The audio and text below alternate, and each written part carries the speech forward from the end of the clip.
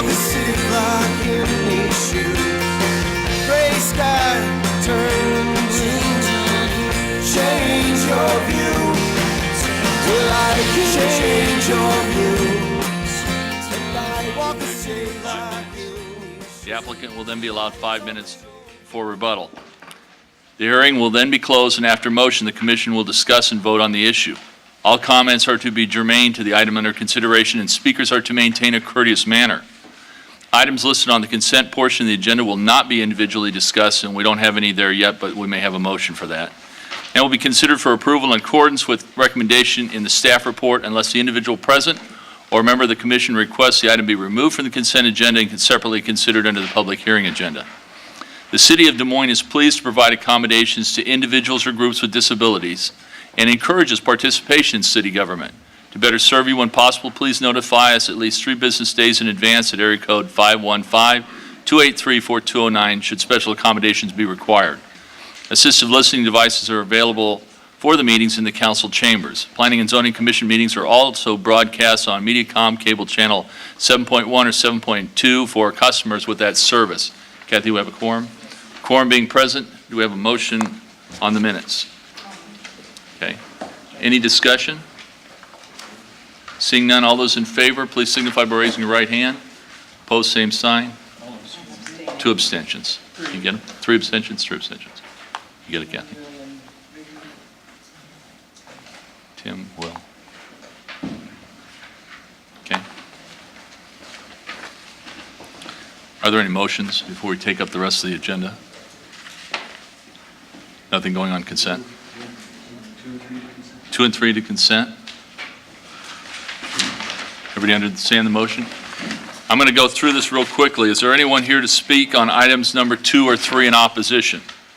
The first one is a request from Misty Knight for review and approval of an amendment to the Tobis Park Estates PUD conceptual plan on property located at 3500 Southeast 28th Street to allow accessory use of a single-family dwelling property as a home occupation business for a beauty parlor. Subject property is owned by Bradley Noon. Is there anyone here to speak in opposition to that item? In opposition? Seeing none. Item number 3 is a zoning text amendment to define tobacco store and to regulate the allowed location and operation of tobacco stores. Is there anyone here to speak in opposition to that item? Okay. Does anybody here have a question as to whether or not these are one of the items you're here to talk about? Seeing none. Motion before you. All those in favor, please signify by raising your hand. Moving on to consent. Okay. Same sign. Opposition. Acclamation, Kathy. Moving consent. Any discussion on consent? All those in favor of consent, please signify by raising your right hand. Opposed, same sign. Acclamation, it passes. Both those pass.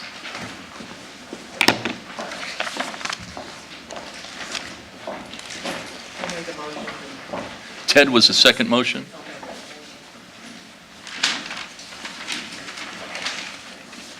Jason, you're here to present on item number 1. Yes. Thank you, sir.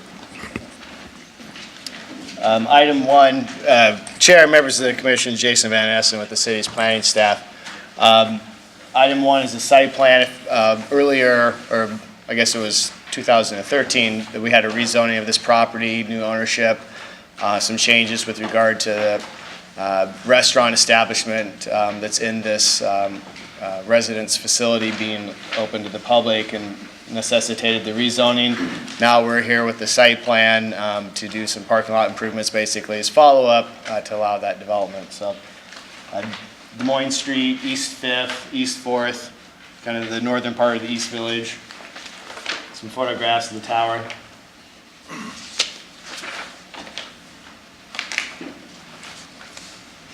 Single-family element, or the single-story element of the building, and then looking towards the west down Des Moines Street.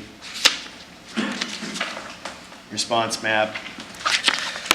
I have some images here I'm going to show you from the applicants, just kind of outlining a little bit of the work they're doing there to the property, some changes in the building. This was included in your packet, so I'm not going to spend a lot of time on it.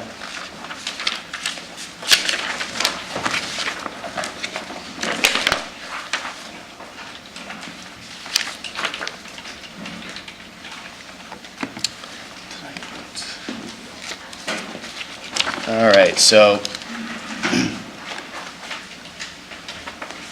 to go north being up, so we have a parking lot along the back side of the building, the parking lot in the front, some expansion area, some landscaping. From our perspective, with regard to the design guidelines, downtown overlay, our typical site plan review, it was pretty straightforward. We did have some conditions. The applicant has, since the mailing of our staff report, submitted a revised site plan. We haven't had the opportunity to go through that closely to see how well it lines up with the staff recommendation, but what I understand is they're generally in agreement with our staff recommendation.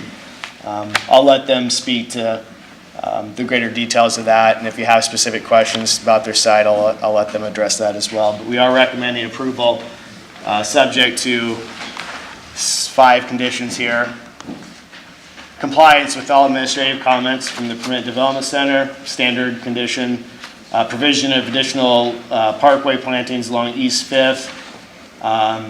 Providing a 3-foot screen from the off-street parking lot towards East 5th Street. So that's a screening requirement in there. It's coming from the zoning ordinance.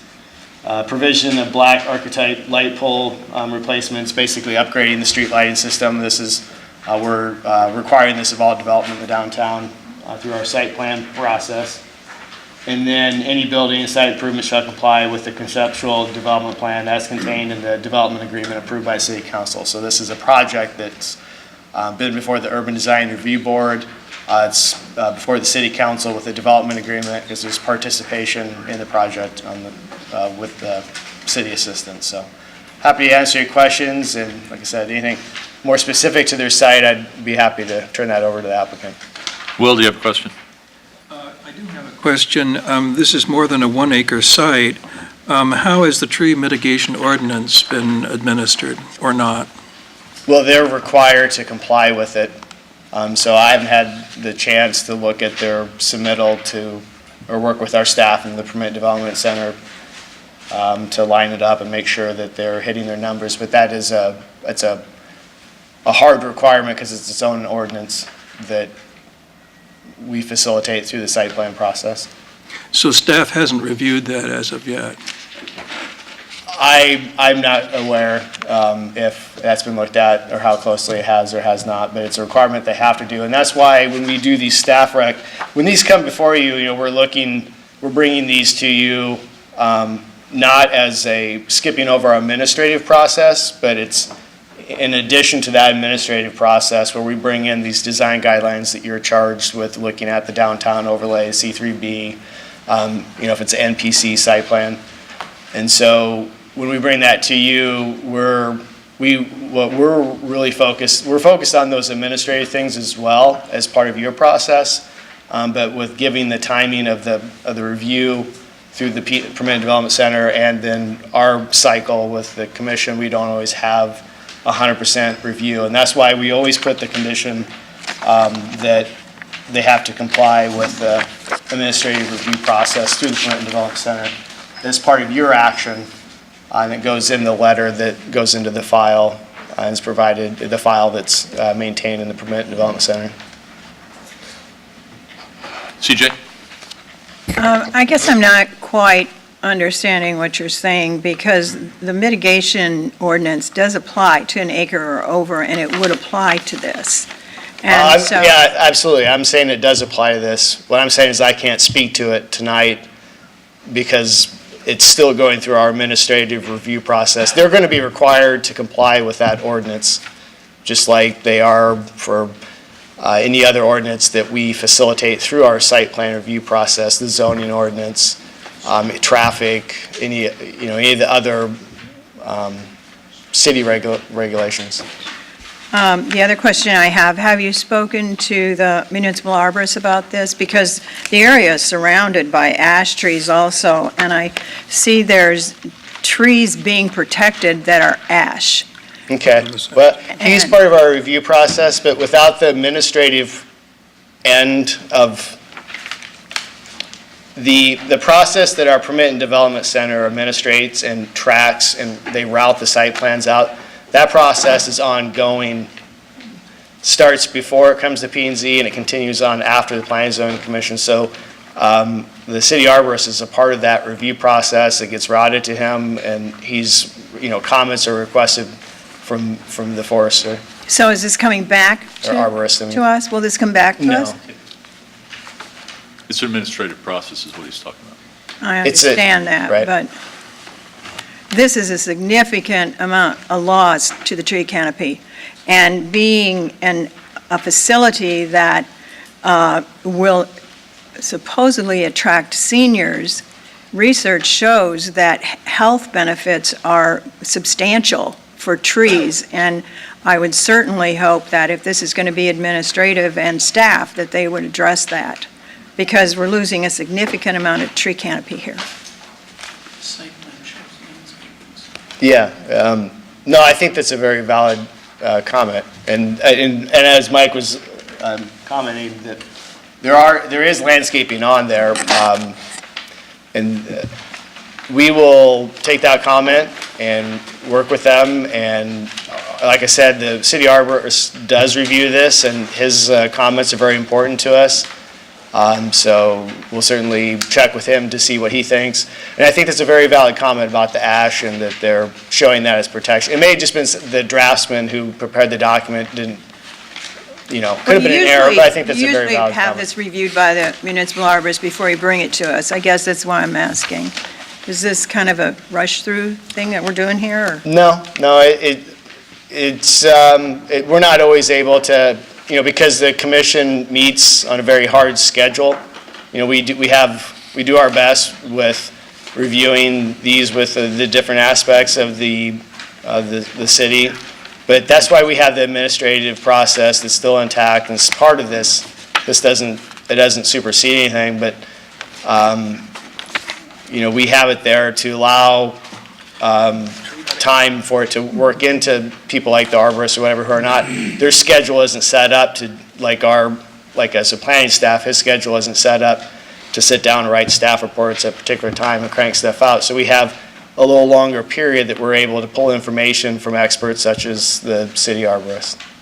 Thank you. Jason, I see on page 7 of the site plans that you submitted that there is tree mitigation requirements and so forth and so on. Does this mean that you haven't reviewed that then? That's correct. I have not reviewed that. I can't say that what is shown on here is correct. They have made an effort to pull in the requirements, put it on the site plan, and to note it, but we're still doing our administrative review to verify that they have done their calculations correctly. Any other questions? Joanne? Get it on. As I look at this, I can't tell, not knowing where the facility is going to be divided between apartment and skilled care. I can't see where there would be a division in parking areas and all that kind of thing. Sure. I mean, if we have questions about how this is going to, how the site functions, I'd rather have the applicant or the applicant's representative kind of talk you through that Okay. to give you very precise information. Okay. Any other questions? Thank you. Jason, is the applicant present? Please come forward, give us your name and address. No applicant?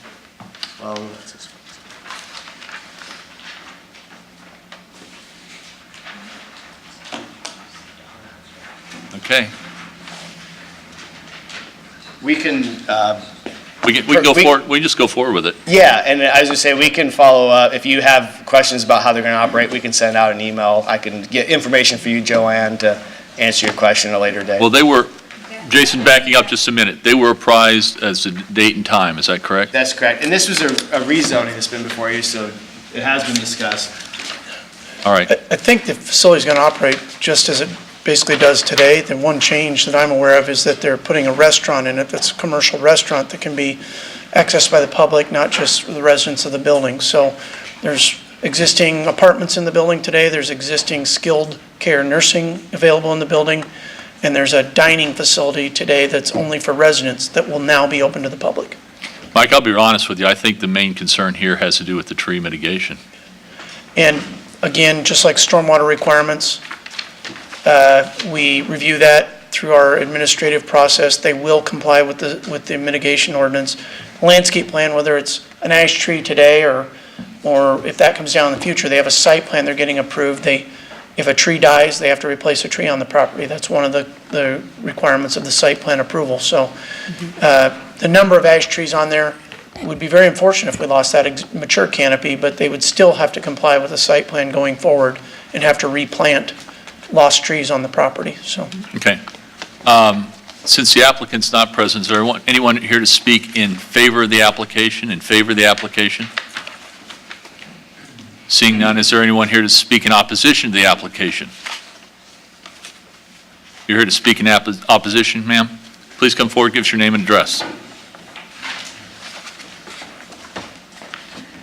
Claudia Addy. Since they're not here, I would ask 3818 Pleasant Street, Des Moines, Iowa, 50312. I would say do not facilitate their request. And first of all, I certainly do see a lot of applications before the city council for buildings of senior living apartments, and in this particular application, they're taking them away. And we've just gotten done giving up land up by Franklin to a senior application, fighting with the with the city council over the Rice Field, and those are senior apartments, and here you're taking away many apartments, senior living apartments. Anyway, I just noticed that. It was not my intent to come to speak to this particular item, but if they're not even here, and if you haven't noted that we're taking away senior living apartments and other entities are adding and we're fighting over it, you might want to redress. Anyone else here to speak in opposition? Seeing none, and since there will be no rebuttal, I'm closing the public hearing. Greg? My comment is, I'm uncomfortable with the landscape portion of this, and without having somebody to ask about why they're expanding the parking, why they're taking down 15-inch maples. Yeah. Without the whys being able to be answered, I guess I'm uncomfortable I mean, I'm okay with voting on it, but unfortunately, I'd have to vote no because I don't have answers. So I don't know what I'm asking, whether we need it continued or what. So what's your thought? Do you want to continue this Well, matter? based on what I've just said, that's what I think would be the fairest to do, rather than just saying no. Okay. I have a, Everybody understand the motion? Is to continue this matter to the next meeting, which would be May 15th? 15th? Okay. May I add a comment? Joanne, you bet. I'm inclined to agree with continuing it, but for another reason. I've been recently involved in a lot of nursing home senior care things, and I find that all this public increase around this skilled care facilities, they don't really mix very well without an adequate separation. And I really do think that not knowing how this is going to really turn out as far as parking in and out, or ambulance in and out, or any of that, I also would like to see it continued. Okay. Any other questions or comments? Seeing none, the motion before you is to continue this matter to May 15th. All those in favor, please signify by raising your right hand. Opposed, same sign. One in opposition. Great.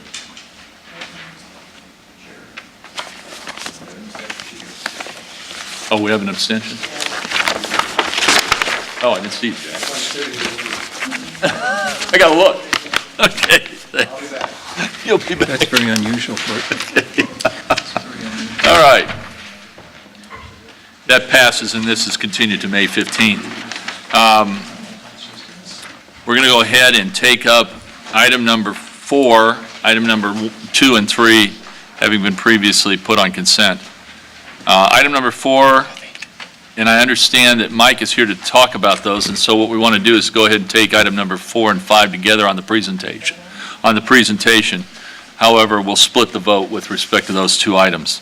Item number 4 is a zoning text amendment to regulate operational standards of electronic display signs, regardless of size, and to regulate the use of conversion credits earned by the removal of existing non-conforming off-premises signs. And item number 5 is a zoning text amendment to create a citywide on-premises freestanding sign overlay district related to on-premises freestanding pole signs and monumental signs. Mike, are you here to present? Yes. Thank you, sir. Mr. Chair, members of the commission, Michael Ledwig, Planning Administrator. As the chair explained, we would like to cover both the items together, both as part of the presentation and as well as the public hearing. I think a lot of the comments overlap between the two ordinances that are under consideration, but if you would make, after you close your hearing and have your discussion, make separate motions on each ordinance, that would be preferred. Real quickly, I just want to run through kind of an overview of. Mike, before you get started, I have one question. Does R&O have this in front of them, or have they had this in front of them? Yes. Okay, so, all right, Get to that's fine. that I just here want to in know just a minute here. for a procedural question. So just overall in general, from a planning perspective, we regulate signs based on aesthetics and other public interests, but not content. The actual wording on the sign or the message that's conveyed on the sign isn't the issue. It's the aesthetics and other public interests, public safety. Our comprehensive plan does provide policy basis for our zoning code text. There have been about 4 major revisions to billboard regulations since 1998. In each of those instances, banning billboards was discussed. It was an option. But ultimately, the decisions were made in each of those 4 instances were to regulate and not ban billboards. So we did increase our regulations very significantly on billboards. Most of the existing billboards in the community now are legal, non-conforming under our ordinance. They're allowed to remain, but if they're destroyed beyond 60% of their value, they're not allowed to rebuild under our current ordinance in most instances. The numbers are declining.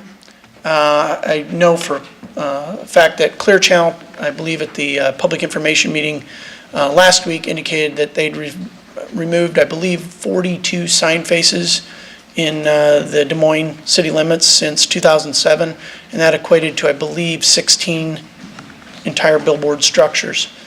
So we are seeing digital conversions continuing.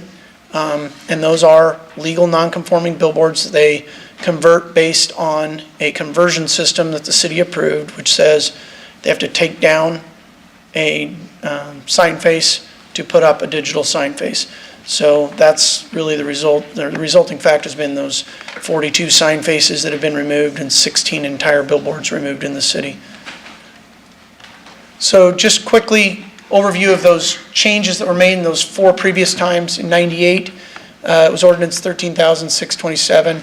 Really dealt with a lot of separation distances from residential districts, churches, schools, parks, historic districts, 500-foot separation between billboards. We had scenic corridors that were designated in the city. We prohibited new billboards from being 500 feet from, prohibited billboards from being within 500 feet of those scenic corridors, had instituted size limits on the billboards, and then took billboards out entirely out of the C1 district. So this was kind of the first step that made a great number of the billboards in Des Moines legal non-conforming. Then in 2000, the ordinance was revisited. The billboard separation distances were increased, so where you had the large billboards, when we talk about large billboards, those are generally a 672 square foot display area. So between those large billboards, there was a 1,000-foot separation instituted between those large billboards. Smaller billboards that they refer to as poster billboards are generally up to 300 square feet in size. Those also had a 1,000-foot separation from a large billboard and a 500-foot separation from other small billboards. We did give exceptions for major commercial corridors, and those were defined in the code also. And those were areas where there was no separation distance required between the billboards. And again, 500-foot separation between all billboards allowed was allowed on the major commercial corridors. Then in 2007, we made another revision to the code, and this was specifically to regulate electronic billboards. The first digital billboard in Des Moines was at 63rd and Grand Avenue, and when that went up, we had quite a bit of debate about regulating digital billboards. As part of that ordinance, we specifically prohibited video sign display in the city of Des Moines. Since 2007, video signs, full video signs have been prohibited in the city, regardless of size. So it did not just apply to billboards, it applied to a sign of any size, could not have full video. For billboards specifically, we adopted regulations, and basically any sign over 24 square feet in size, but it was really driven by the billboard discussion. And so there was a lot of research done on what was going on nationally at the time for regulation of signs. And ultimately, the regulations that were adopted by the council were regarding the duration. So a message has to stay on the screen for a minimum of 8 seconds. When they transition to the next message, it has to be instantaneous. There's no blending in, blending out of those messages on the screen. We had brightness standards set for daytime and nighttime. There was an automatic dimmer requirement on the digital billboards, so if it gets cloudy out, that brightness dims down according to the daylight or nighttime light that's surrounding. And then we added a separation distance from residential districts for those. Finally, there was a component of that ordinance that got delayed about 9 months after the adoption of the regulations for digital billboards, and that was really the creation of the system that regulated the conversion system for digital billboards. So we went back, there was a lot of debate on what the ratio should be, there was a lot of debate about how it should be applied, and ultimately what was done was we went to the 2020 comprehensive plan and looked at the scenic corridors that were designated in the plan. We then codified those scenic corridors. Gateway corridors were created in the 2020 community character plan also. Those were obviously made sure all of the gateway corridor or the commercial corridors and gateway corridors were designated. Merle Hay Road was removed from our list of major commercial corridors at that time in the code. Merle Hay corridor from Franklin Avenue North was added as a gateway corridor in our code per council's directive. And we had no new billboards within 500 feet or facing the scenic gateway corridor. So that was new billboards. And then this conversion credit system was established. So the reasons for change this evening, obviously we go back to that 2020 community character plan that was adopted in August of 2000. There were statements in that plan that talked about prohibiting new pole signs and off-premise signs along any of those specially designated corridors. There was a special corridor map in that document which guided our code changes, and there was also a character analysis that was in that plan that analyzed each neighborhood, and there were about, I believe, 10 sub-areas that were identified in the 2020 plan. So additional reasons, we have our comprehensive changes to the code have been delayed, had budget cuts in the last numerous years, resource limitations, and quite honestly other priorities, higher priorities of the council that staff's been working on. We did receive some complaints, generally about a year ago was where we started receiving complaints about some of the electronic signs that were going up on properties and questioning how full video was being shown on those. I do have an example of that this evening, and I'll quickly go to full screen mode. So this was an example of one of the complaints that we had. This is a 24 square foot sign. It's basically 3 foot by 8 foot. This is daytime.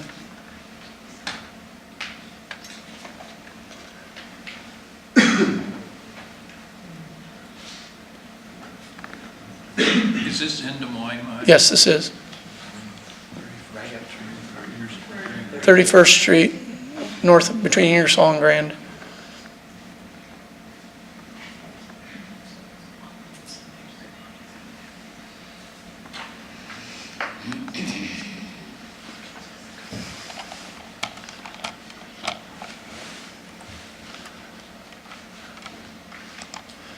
So we constituted that sign as a full video sign under our zoning enforcement officer's interpretation.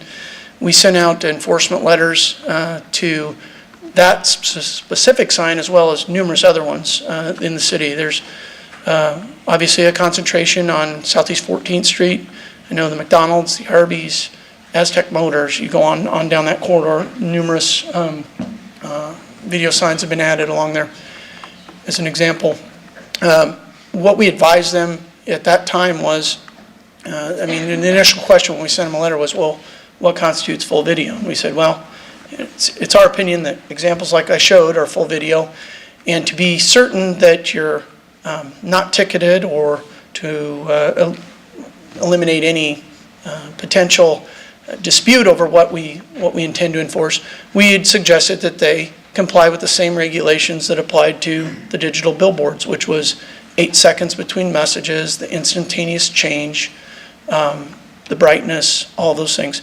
And we basically said, it doesn't mean you can't use the sign, it just means you can't use it exactly or to the maximum extent that maybe is allowed by the software or the sign capabilities. Then in last summer, we got a request from the Merle Hay Neighborhood Association asking for a review of signage and visual clutter along their corridor, and the council directed us to work with them on that. So to date, in 2014, the actions that we've taken as a city, the council has had 2 workshops regarding this matter. They did adopt a moratorium on electronic signs back on April 7th, nearly a month ago. We did have a public information meeting a week ago tonight here in the council chambers where we basically made this exact same presentation and discussed the issue with property owners, sign contractors, neighborhood association representatives. The ongoing schedule, obviously the hearing tonight. Council on Monday night will be asked to set a hearing on the pole sign portion of this. They've already set a hearing on the electronic sign component of it. Those hearings would be held on May 19th by the council. And then, as you're aware, ordinances require 3 readings by the city council. So we would anticipate that the third reading of the ordinance or the effective date of the ordinance would be shortly after June 23rd of 2014.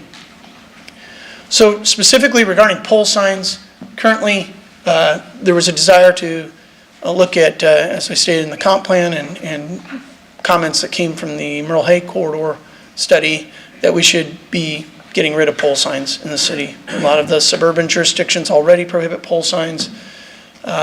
We obviously have known it's going to be a very controversial topic. It's been discussed, I know, at least in the draft code that we worked on previously. Obviously it's been delayed. We've incented that conversion. This commission, through rezonings, has placed conditions on rezonings that they remove pole signs on a property, that they put up monument signs. The Board of Adjustment has done the same when they've come and asked for relief for signage regulations.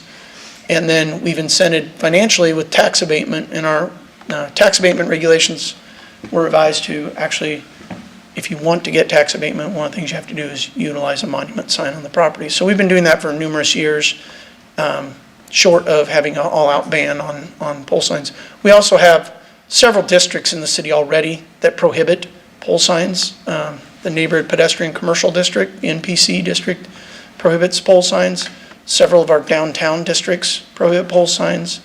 And when we did a pedestrian overlay on East Village, that prohibits pole signs. So it hasn't been, I mean, we've obviously tried to address it through numerous mechanisms over time, and this would be an overlay that would apply citywide and basically have the discussion once and for all about pole signs.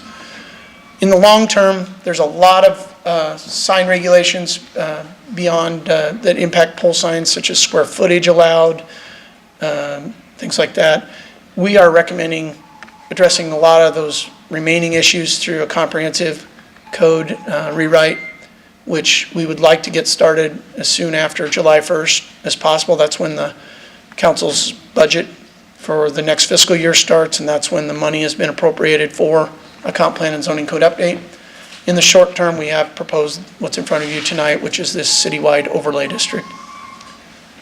So just the overall of that pole sign overlay, new on-premise freestanding signs that are less than 25 feet from the property line would have to be a monument-style sign. They could be no taller than 8 feet. If they're greater than 25 feet from the property line, again, monument-style, but could be up to 15 feet tall. I would like to point out that through an exception from the Zoning Board of Adjustment, that 8-foot could allow 12 feet. 15-foot could allow up to 22.5 feet, because you can get up to 50% relief to a requirement through the Board of Adjustment. So when people at the public hearing said, well, did you consider something taller than this? Part of the reason why we selected these heights was because of that provision in the code that does allow for an exception, and we thought that the exception is not as stringent of a standard to satisfy as a variance, and so we felt that we needed to set the minimums at a reasonable level to take into account the potential for an exception. We do establish some minimum design standards in this ordinance for monument signs.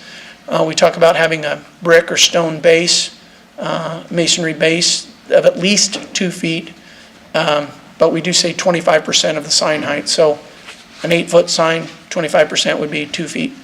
You go up to 15 foot in height, it'd be between 3 and 4 feet for the amount of brick or stone base for the monument sign. The rest could be sign area earned based on their frontage, just as our existing code does today. Existing pole signs would become legal nonconforming under this provision. What that would mean is if they would have to remove that pole sign if the premise was vacant for more than 6 months, or if there was an amended site plan or a change of use that occurred. But just normal maintenance, changing out a panel for a new tenant that just changes over, obviously more frequently than 6 months, would be allowed to remain in the pole sign. But when they do remove it, I know we've had complaints that sometimes they remove the pole, but they remove the sign face one and leave the frame, or they remove the pole but leave the foundation. And we have examples where there's foundation structure sticking up out of the ground, bolts, things like that sticking up. This would require them to remove everything down to grade and restore it to a finished, basically, state. Regarding electronic signs specifically, we are again proposing, there have been a lot of suggestions for changes to the electronic signs, greater ratio for conversions, all-out ban on any more electronic signs, separation distances, numerous suggestions throughout this process. Again, we are recommending that a majority of those changes be tackled comprehensively through the zoning code update.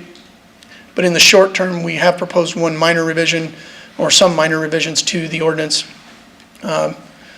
First of all, there was a concern expressed about conversions occurring and credits being earned on one corridor and being used for a digital conversion on another corridor.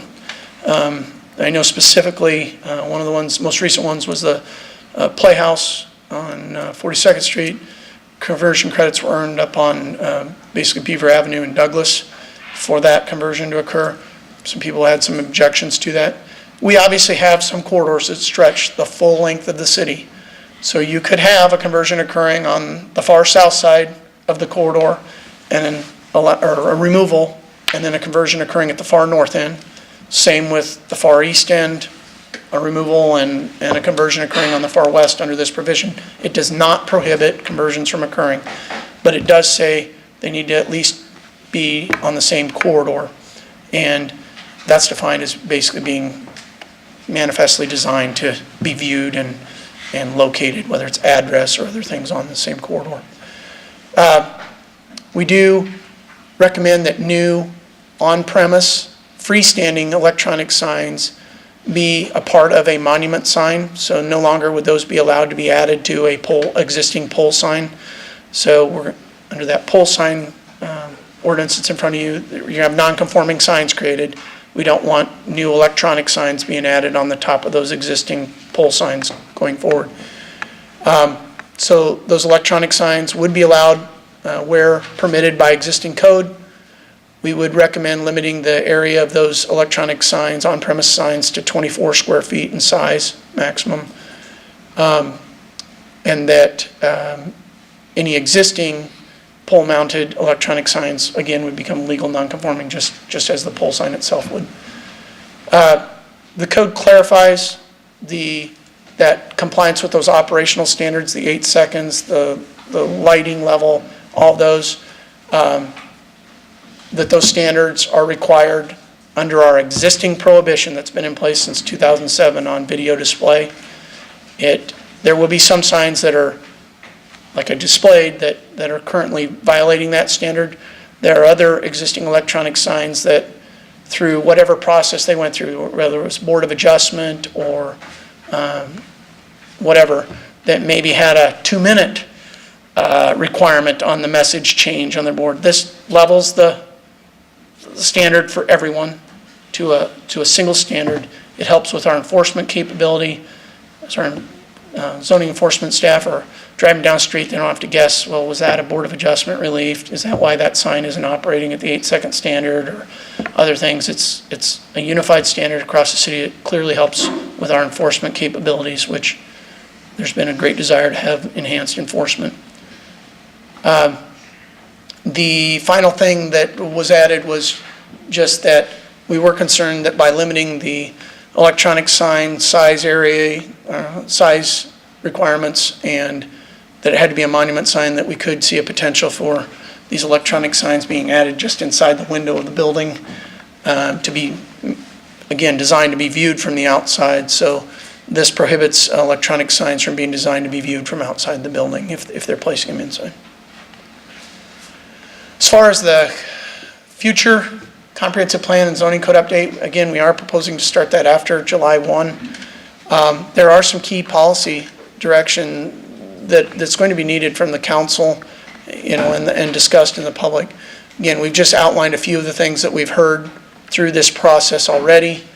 Whether we're prohibiting billboards regardless of what corridor they're on, prohibit new electronic billboards, regulate existing legal non-conforming billboards in a different way going forward, prohibiting electronic displays over 24 square feet along certain corridors, or regulating even signs under 24 square feet. So there's just a very broad range of things that have been suggested, and we've tried to keep this limited in scope so that we can hopefully move forward with the comprehensive plan and zoning code update, which is needed. So with that, I'm available for any questions or comments that you may have. And CJ? I'm sure you have many. I just have a couple quick questions for Mike. I'm glad to see that the comprehensive plan's going to be updated. It's only been 14 years, and I saw that in the budget, so I'm happy about that. July 1st is when you say the code will start being updated. Has that person been hired? That has not been hired yet? Okay. And once that person is hired, will they be given priorities such as items that have been brought from the public? Will they get priority? And the second part of that question is, will part of the code be approved at a certain time, or do we have to wait till the whole code is rewritten? I think, just in general, it was a 3-year time frame for comp plan and zoning code update identified. We do have a upcoming workshop with the council to kind of outline the time schedule for everything. The first obvious activity we need to get going on is getting the project manager, the contractual project manager that we're going to hire for this. That's been delayed, quite honestly, because of staff's work on this that's in front of you tonight. It's been significant, and it just has delayed some things. So I do have an RFP that's drafted, and it's being reviewed currently. So just based on timelines, responses, and then availability of whatever candidate selected, I would say we're looking probably in the August, September time range for having somebody start. That doesn't mean we can't start internally with things, getting ready for that. But again, if we're still dealing with this issue right now, at that time, that just continues to delay. It's the same issue we've had for the last 10 years of getting the zoning code comprehensively done, has been the intermittent code revisions and changes and higher priorities that come up. Our goal for that project manager is to have them only assigned contractually to working on the comp plan and zoning code update. So if you just said 18 months for comp planning and 18 months for zoning code, or a year, 2 years, splitting that up, I think preference would be you do a comp plan first, so you have your policy direction, and then follow that up with your code that implements those policy directives. That doesn't mean we can't break off a certain component, and if council directs us to do that, but that is what we'll do. So things could be prior. yeah, it'll be council priority. So I think we want to be cautious, though.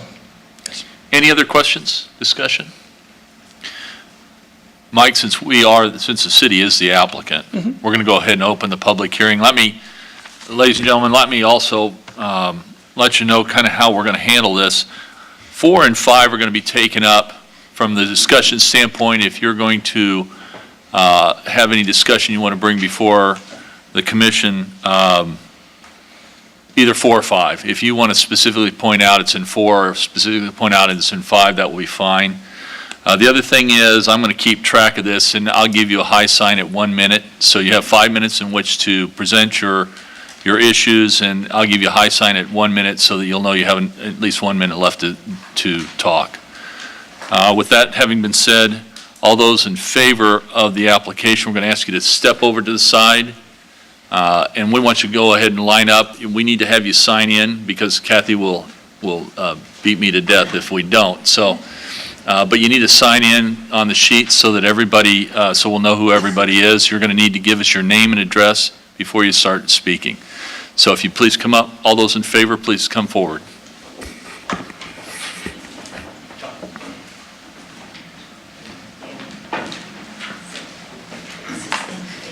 Yes, favor of what's proposed. That's what comments are. Yeah, you're in favor.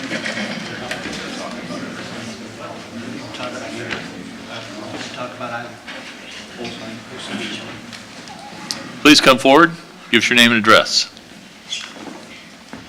My name's Al Martindale, and I'm here representing the Fraternal Order of Eagles on 6567 Bloomfield Road on the south side of Des Moines.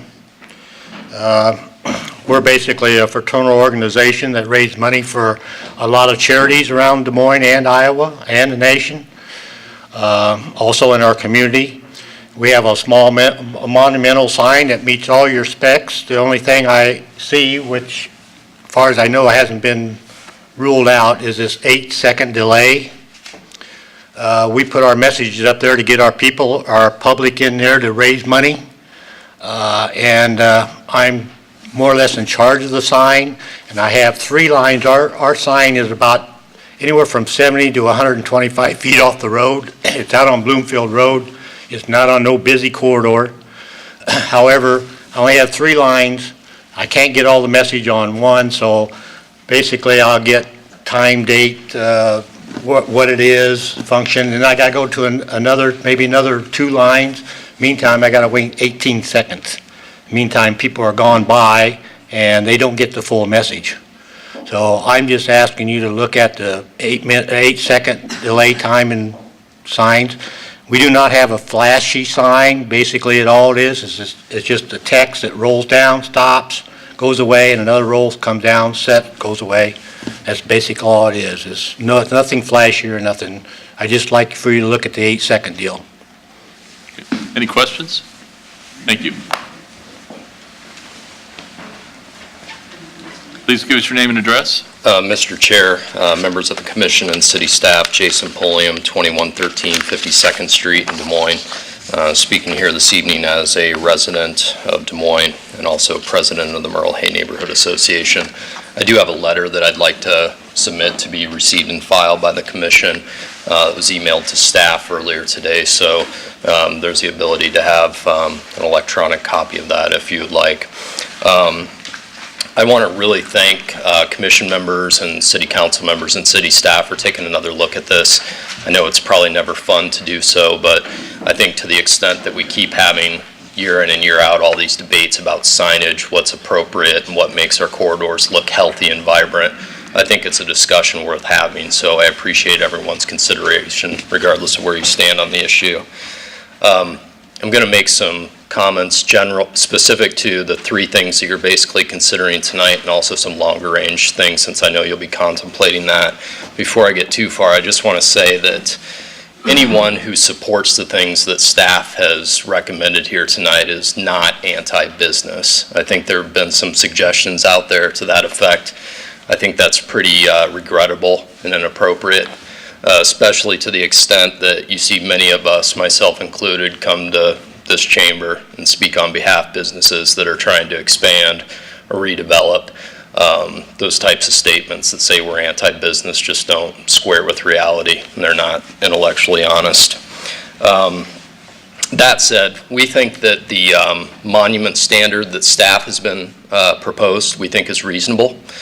Again, it's not because we're anti-business, it's because we're just saying, let's tone it down a little bit here. If you drive down Merle Hay and you see dozens and dozens of pole signs on top of each other, it doesn't create a very attractive collective appearance. It's not just one sign, it's how they look together. And it's how they look together with the billboards, with the overhead power lines. And again, it's just not on a cumulative basis a very attractive presentation.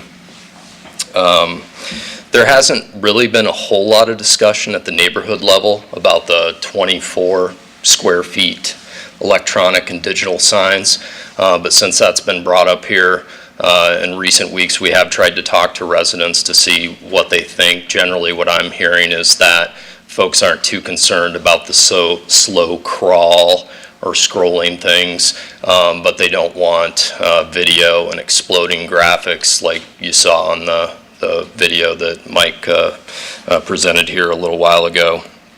With respect to billboards, we think it's prudent to require removals on the same corridor to earn your conversion credits.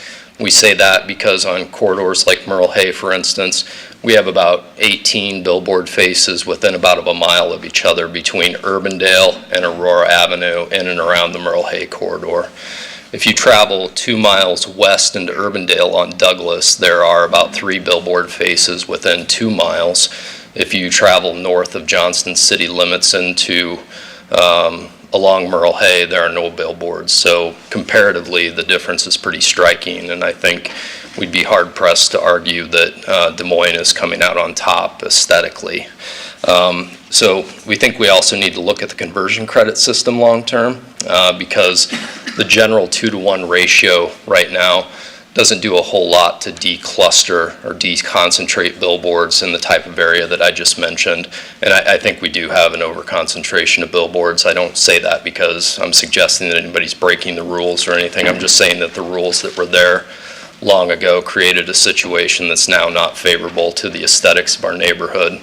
One last point that I'd like to make is that on our corridor, and Merle Hay, and I think this is pretty common throughout the city, the separation distance between residential property lines. You have another minute. What's that? You have another minute. Okay, I'll make sure to wrap it up here. Separation distance between billboards and residential property lines in a lot of cases is only around 100 feet. Again, that's a zoning code from a different time. And now that we're starting to have digital billboards, I think we need to be cognizant of whether those separation distances are sufficient. because if you're, 100 feet away from a billboard and you can see it out your back window and it gets converted to digital, I don't think it's too difficult to reach the conclusion that that makes your residential property a lot less desirable. And I think we all have a common law entitlement to quiet and peaceful enjoyment of our properties. So we really need to be sensitive to that. Happy to field any questions. Otherwise, that's pretty much all I have. Thank everybody for your time and Any consideration. questions? Thank you. All right, thanks. Please come forward, give us your name and address. William Schonenberger, Chair, I'm William Schonenberger, 5131 Merced Street, Des Moines 50310. I'm speaking both as the president of the Meredith Neighborhood Association. I'm also a board member for the Des Moines Neighbors and representing that particular board tonight. We can only echo what Jason has recently said, and also it's in the letter that you will have or you do have. Those are all of our concerns. I'd like to add one other point, and I've been bringing this up, and the Meredith neighborhood's kind of sensitive about this, is the city has a policy, at least in the parks, that they've changed the code now dealing with neighborhood signs, sculptured signs, and sculptures that the neighborhoods may try or would like to put into the parks, but now the ordinance pretty much prohibits it. And the idea was that the city did not want to disturb or change the brand or the look and the feel of the parks. If you look at that situation and you look at our city streets, as Jason mentioned, you come off of Interstate 3580, go north, and you have one type of streetscape. It's very attractive, entices you a little bit. You go south down Merle Hay, and you have a completely different. It's a hodgepodge of signs, different heights, different shapes, and whatever, and then also the billboards. Going down Douglas, but where Douglas transitions to Euclid, down to MLK, and then around the corner, count the number of billboards and the signs that you see there, and there's just a very high concentration. It also changes the landscape. It makes it look less desirable. Our hope is, as neighborhoods, that our streets look good for folks that are visiting, potentially might live there. And if we have something that's attractive, that's one thing. If we have something that detracts from the look and the feel, that's something else. As Jason mentioned, and I'll emphasize this again with the Des Moines neighbors, businesses are our neighbors. We do have businesses in our neighborhoods, and we treat them as part of the neighborhood. In fact, I invite you, if you wish to come on the 15th, to Des Moines Neighbors. We're having dinner where businesses will be recognized by the local neighborhoods. But the key thing is that what is going on detracts from the neighborhood. We also speak out. That because we want the neighborhoods to be attractive and be enticing to those that live there and those that potentially could be there. So again, supporting what Merle Hay is doing, Meredith Neighborhood, and then also action at our last meeting for Des Moines Neighbors. We also agreed to this position.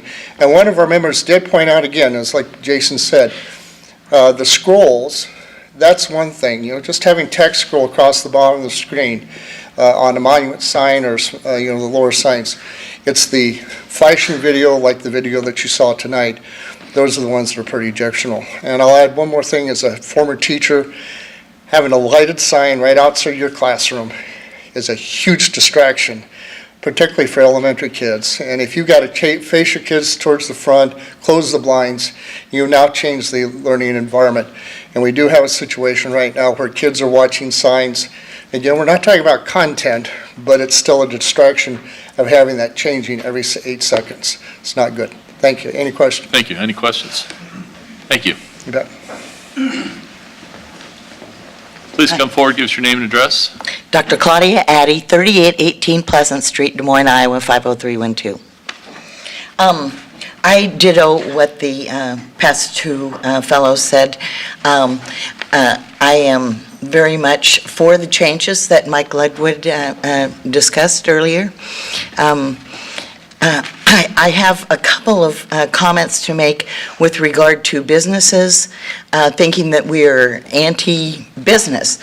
One of the things that that this ordinance or whatever in the world it is, these changes will be, what will happen is that so much of the noise will be reduced. This noise that makes no sense, that are businesses that are gone, not existing anymore. A friend of mine, we have many examples of businesses that have billboards up that have not been paid for the past 10 years. The business no longer exists in that area. And so it's just a distraction. The point of a sign is to bring attention to your business that actually lives there. And so with the noise of businesses that no longer exist, that's difficult. And so I would hope that businesses would encourage and embrace these changes. Number two, I wonder what the mechanism is going to be to identify old pole signs, old signs that are that's no longer in use. And I have a suggestion that perhaps we could do a hotline, something similar that would be very inexpensive. We do the hotline thing for potholes. We call up, there's a pothole, they get out there, they fix it. So if somebody could call up, say, hey, there's a sign, the business no longer exists, it hasn't been there for 10 years, 6 months, whatever the time limit may be, and that could be reported and it could be looked into. It would be a very inexpensive way to identify these kinds of things. In addition to that, the materials that, I imagine that the city's going to have to put out some expense to deal with the materials that will be coming down, and all those materials could be recycled. You know, they're made out of metal. Take down the pole, take up the bolts, recycle them. You might even be able to contract it out to a small recycling company, something like that. So I'm trying to think of ways to make this easy, to make businesses embrace these new changes. I would hope, though, that just because monument signs with a digital display would be allowed, that they wouldn't maybe be encouraged, because there would be a time limit on the renewal of permits for all of this kind of signage, that we don't saddle future generations. We've talked, what is a generation? 20 years? That we don't saddle, I won't be around, it won't bother me, but the children, they will not want to look at this kind of stuff. I mean, no business really, even right now, expects a sign to bring in a lot of business. You know what? You know where they want to be? They want to be at the top of a Google list. They want to be number one being Googled. They want to be number one being Twittered or, on Facebook, on social media. That's where people want their advertisement to be. So signs are going to be probably obsolete in a very short period of time. I really don't see that they're going to be here long, or stuff's going to come into the car. So let's put a time limit on these things. It shouldn't be into perpetuity, and we shouldn't be saddling future generations. I do not understand the non-conforming, what that means in terms of a sign. So is the electronic billboard at the Playhouse a non-conforming sign, and what does that mean legally? It can remain in perpetuity. Into perpetuity. So, yeah, until 50%, 60% of it is gone, and then it could be taken down.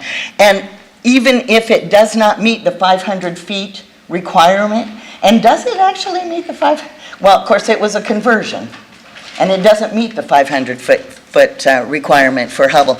That's what got me involved in this, was that terrible sign, because we really didn't take a look at what would be happening to children making that crosswalk. And, I think somebody, if it would have been allowed to be in the new spot, I think kids would have been hit. Thank you, ma'am. Thank you. And dying. Any questions? Thank you. Thank you. Marilyn Nizzi, 3501 59th Street. I'm Merle Hay Neighborhood Association board member and resident there since 1978. I've witnessed a lot of changes on our Merle Hay corridor, from being mostly private residents to now strip malls and single businesses. And with that happening, I now, in my backyard, on the right-hand side, I have a billboard, and on the left-hand side, I have a billboard. From my north window, I can see an electronic billboard, plain view. If I go to the end of the street, on the west side, there's 2 more billboards.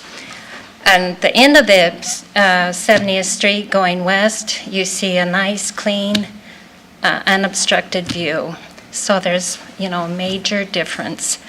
And this is brought to my attention by people visiting.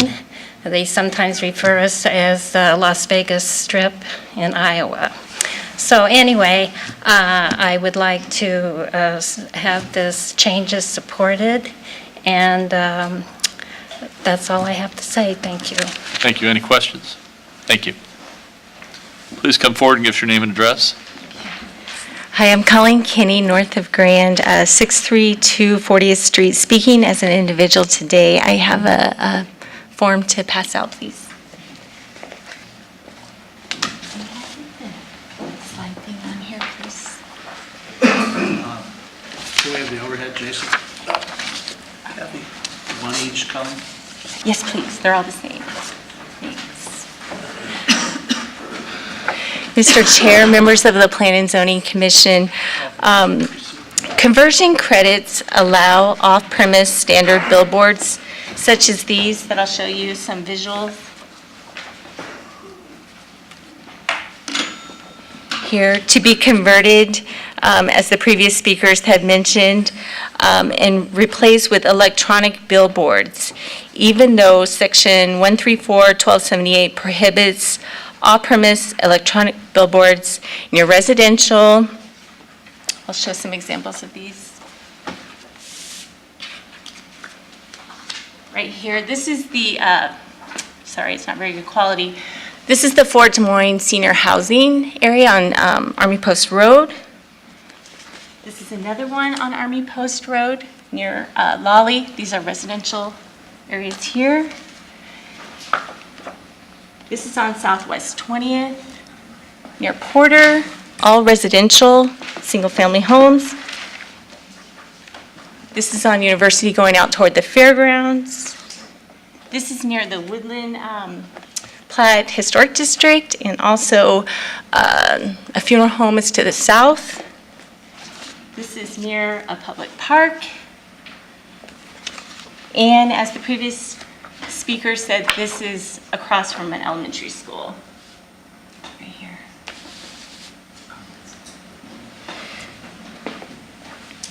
I personally feel the conversion credits must be fixed.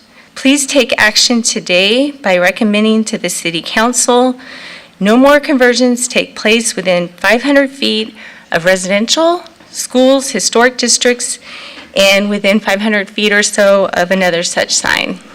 Thank you. Thank you. Would you like the Any photos, or do you want me to Thank- submit the photos? Or are you good? If you want to file them, that would be fine. Sure. I'll straighten them up. Thank you. Please come forward and give us your name and address.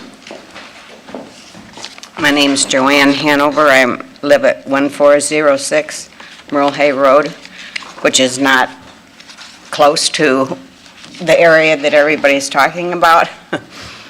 However, I go out that way probably 3 times a week, and it is disturbing, the number of billboards. I want to show you some pictures also, and I've covered up the names of the businesses, but I want you to understand what the poles they were talking about, where they leave that business closed, whatever happens to them, and this is what they leave behind. that was out there for 4 years. That would kill somebody. This one has been, oh shoot, that's not showing good.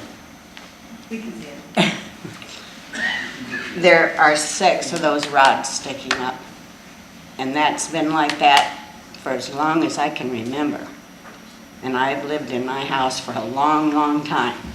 And that is within about 3 feet from the sidewalk. And kids go by on their bicycle.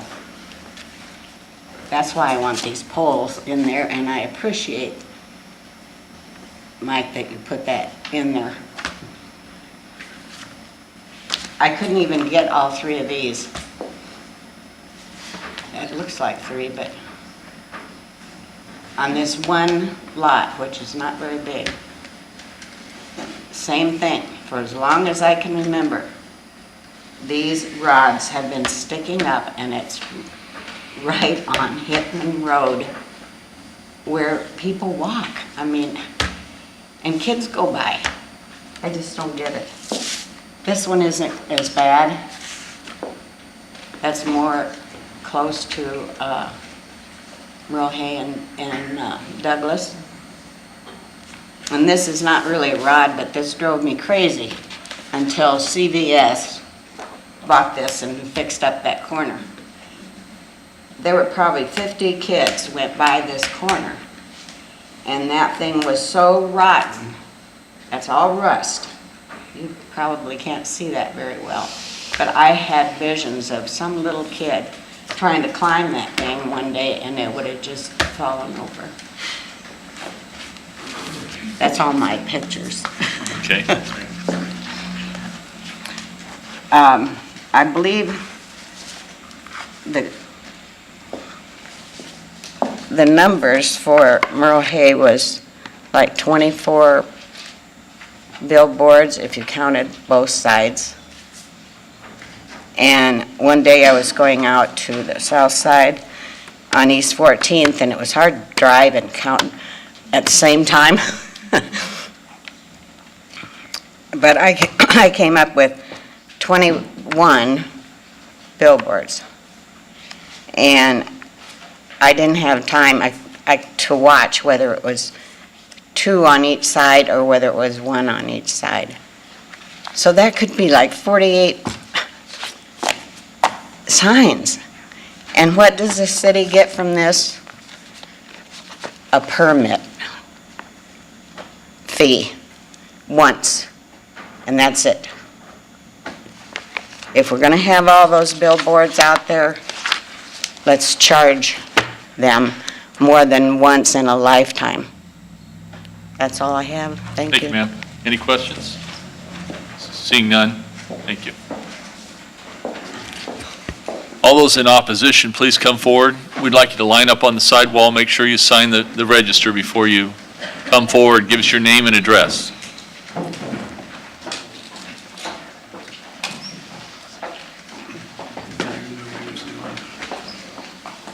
Ready for me? We're ready. Okay. Brian Meyer, 5417 Southeast 29th Street, Des Moines, Iowa. I'm the attorney for Dave Harkin, and we are in opposition to some parts and ambivalent about other parts, and I'll let some of the others speak for themselves. Our concern is mainly on the LED signs, the less than 24 square feet. And I apologize if I'm a little slow. I was up till 5 a.m. at the state capitol, so it's been a little crazy the last couple days.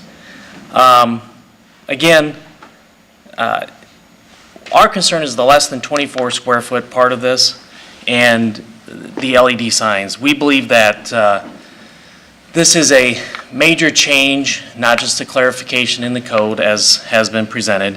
What we're asking for at this point in the conversation is to take a step back from dealing with those smaller signs, the less than 24 square foot. Take a step back. If you're going to do the pole signs and the billboards, that's, again, not our concern. But because of the way this ordinance is written, we think it's very detrimental to Mr. Harkin and some of the others that bought these signs. Again, another thing that we're looking at is look at regulations that make sense in terms of what's appropriate in a residential area, what's appropriate in a commercial corridor, and we think that there's opportunity there to take a look at some changes that would benefit both sides. Look at what other metro communities have done, what they're doing. And again, we're not talking about pole signs or the big, huge billboards, but we're talking about the smaller signs that are either attached to buildings, you know, on poles, which would be a little bit different, but also on the monument signs as well. The least that we're asking for at this point is that we grandfather in what currently has been approved. This is a situation, and the reason that Mr. Harkin and others came to me is that their signs were approved by the city. And now whether there was a misunderstanding of the ordinance or something happened in the course of that, these folks went out and bought these signs for $25,000 to $30,000 a piece, believing that they did you know, the animation or some faster than 8-second thing, but definitely not believing that they could just had to be static and do just every 8 seconds on the changes. Those permits were given with the city knowing the full knowledge of the capability of the signs and what they did. And the final thing is that this all goes back again to taking a step back, looking at what the metro communities have done, sitting down with us as business owners. I've had exchanged emails with Mr. Pulliam, and we've sort of had a conversation going a little bit in terms of what the neighbors have wanted, what we're looking to do. I think there's opportunities here to maybe negotiate some kind of a compromise that we can get done. Finally, I want to just thank city staff. You know, I served on the council for 7 years. Mike Ludwig, I want to thank him. He was very prompt in getting back to me on everything. This is not accusations. It's not anything other than, look, maybe mistakes were made.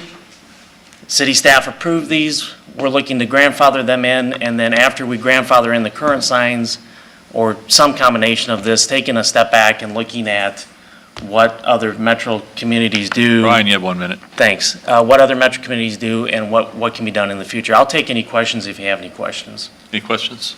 Thank you. Thank you. Please step forward, give us your name and address. David Harkin. Have you signed in? We need to have you sign in. I need to protect myself from Kathy here. Is there anybody else who's already signed in who would like to come forward? Please do. He wanted to go after. There's a. Yeah.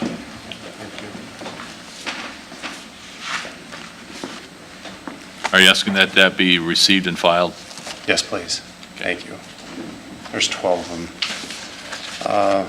Let me first address this area is. I need your name and address. Oh, I'm sorry. David Harkin, Fort Des Moines Financial Services, 2 East Army Post. Okay.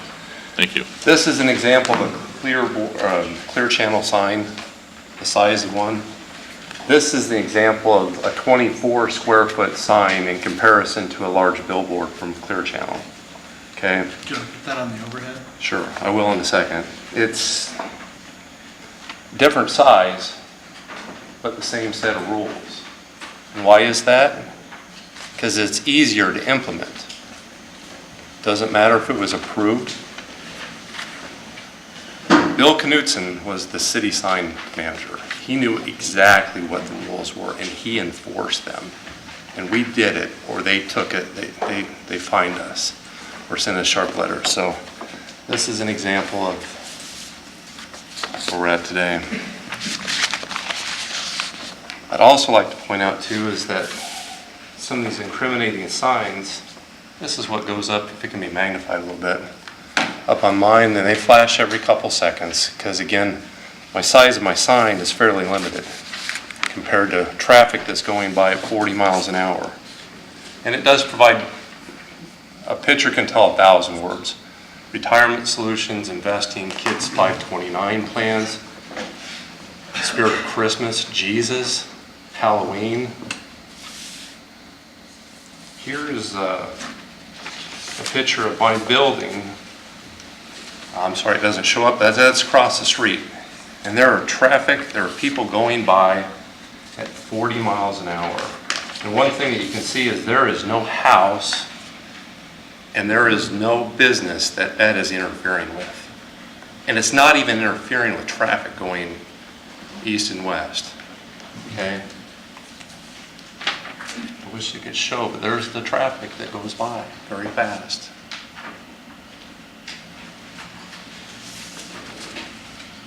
An important message is you can invest here for your kids' education, for your retirement accounts. I've been doing this for 20 years. I'm a CFP, CLU, CHFC. I can't put that on a billboard. Okay? And I care about the people I work with. And that's on the south side. It says Fort Des Moines Financial Services, but I've invested a lot of money and time and resources in my building. This was, we'd asked for a little bit of latitude because what I handed out to you, I went into the office of Phil Poorman, Permit and Development, and I asked Phil for a list because Mark Lyle had been picked on, said his sign is non-compliant.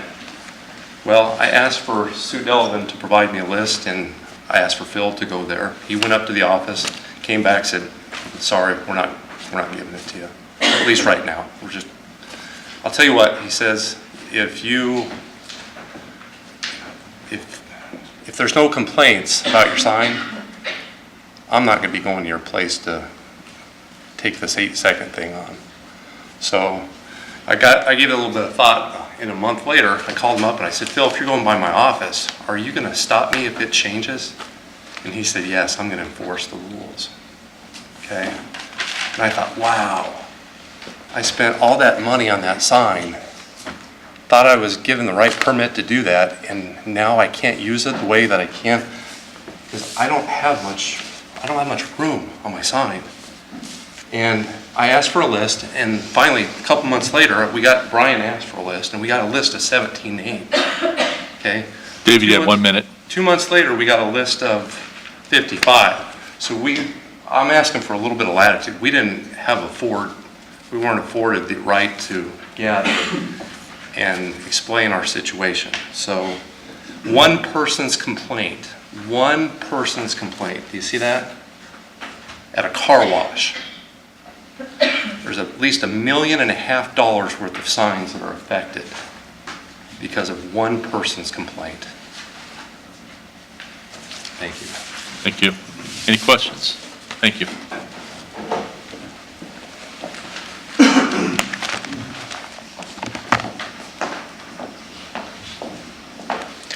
Hi, my name's Kenny Peskin. I represent International Sign Association. Do not reside in the community. I'm in Alexandria, Virginia. I apologize. I brought packets, but I only brought 11, and there are 12 of you here. You want one of them received and filed, so actually there are only 10, yeah, right? Well, I also have a copy on a flash drive as well as my card that has my complete address information. I'll figure out where to put that later. I'm speaking on both the electronics issue and the pole sign issue. Just to introduce a little bit about myself, I work pretty much full-time on sign codes, only on premise. Billboard's not really my issue, but among the things I do is planner education. I do APA certification maintenance seminars on a bunch of subjects, including legal issues involved in sign regulation. And one of the concerns I have about the electronics regulations deals with a concept that's called regulatory takings. That is, changing the rules in a way that sort of takes or diminishes the value of somebody's property, and doing it without compensation. And I'm concerned that applying that to the existing signs that have permits certainly is a gray area, may cross that line, and I think that applying it to the existing signs might not be in the best interest of the community. The other thing I noticed in the electronics regulation, the prohibition on electronic signs being located in windows, the same rules sort of need to apply to everybody, and most likely there are lottery signs that say what the current value of the jackpot is. Even though those are a more limited type of display, those are electronic signs mounted in windows. I'm simply pointing it out. I don't care about the lottery. I'm sure it does lots of good for people or whatever, but I just want to point that out, that if those signs are going to continue to exist, whatever the rules must be, should speak to that. More, I want to talk about the pole sign issue. And let me say at the outset, people who are in the on-premise sign industry, on the one hand, if you change the rules for what kind of freestanding or on-premise signs are allowed, it's actually, for the next, I don't know, half dozen years, will be very good for the on-premise sign industry. We'll be able to take down and put up a whole bunch of new signs. And we're going to continue to build signs, whatever the dimensions or allowable sizes or setbacks. But we don't think these rules are going to be good for business. The justification for getting rid of the pole sign seems to be aesthetics, and I've driven the corridors, and yes, there are a lot of ugly signs. There are a lot of ugly pole signs. But there's also a lot of dated buildings, there's a lot of not wonderful land use and lot layout, and a bunch of other issues. And in the packet I gave you, the back page of it is another approach that's taken by another number of communities, which is, rather than getting rid of pole signs, mandate cladding or pole sign covers. A single narrow, round, or square tube is not aesthetically attractive. But when you make that pole inside a more attractively painted, maybe 3-foot wide structure, all of a sudden it improves the appearance without necessarily removing the sign or at high cost. The other thing that, in addition to that, the requirement on the monumental sign, which is a strange term I've never heard before, it's a monument sign, the requirement for masonry or brick in the base is greatly going to increase the cost, and some other folks will speak to that subject. In addition to the cost, this is likely thousands of dollars that wouldn't be spent on the sign otherwise, so people who are buying a sign are spending thousands of dollars. You have 1 minute. Something unrelated to the sign itself. The last issue I want to talk about is what happens when you lower the sign, when you bring the sign under 8 feet. The MUTCD, which governs how traffic signs are constructed, requires that the bottom of all signs be at least 5 feet above the ground, 7 feet in high traffic areas. And the American Planning Association Street Graphics and the Law says the simple presence of other vehicles on the road can potentially prevent a driver from detecting a sign. If a sign is situated at or below 5 feet above grade, other vehicles may block the driver's view. Signed copy will not be legible. I believe the vehicle counts on Merle Hay are around 35,000 a day. If we were using 20,000 vehicles a day, 40 miles an hour speed limit, 4 lanes of traffic, a monument sign with copy less than 5 feet above the grade will be significantly obstructed at least 31% of the time to traffic in the rightmost lane, the nearest lane. If you're in the furthest lane, it's 63% of the time. While the sign is in view, it's going to be partially obstructed. Thank you, sir. So, and I Any can questions? answer any questions. Thank And who should I give my contact info to?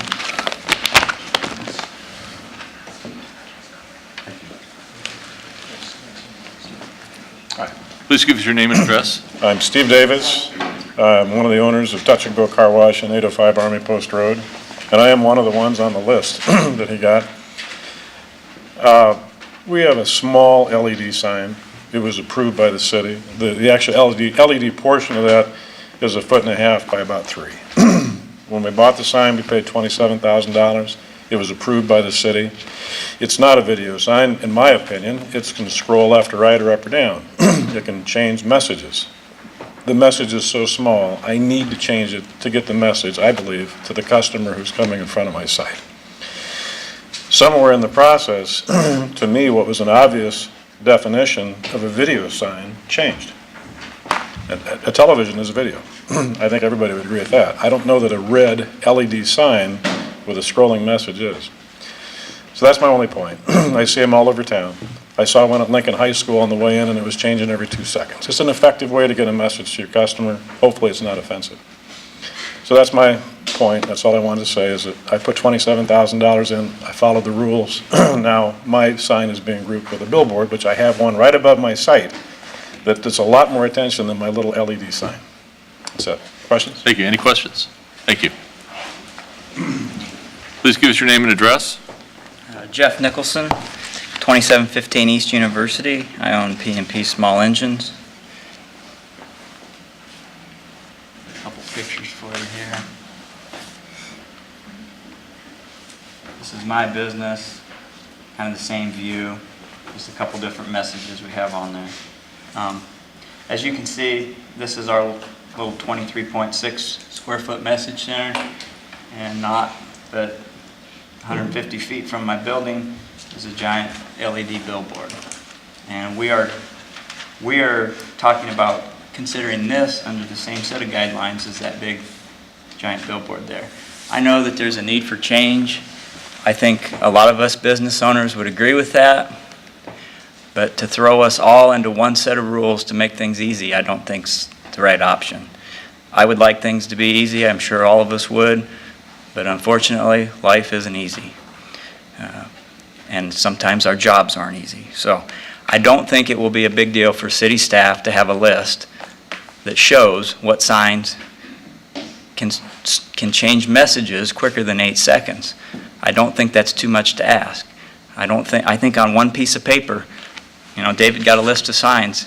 If it fits on the front of one piece of paper, I don't think that's too hard for them to carry with them. I don't think they have to go back to the office to look to enforce their rules if that's what the driving force is here. So most of what I have to say is in concern to number 4 on the on-premise less than 24 square foot signs being lumped into that same category. So I'm asking that you would please consider separating the on-premise under 24 square foot signs when they're just 3% the size of that gigantic billboard next to me. I cannot display the same amount of information on mine if it holds for 8 seconds. I spent $35,000 on that 2 years ago.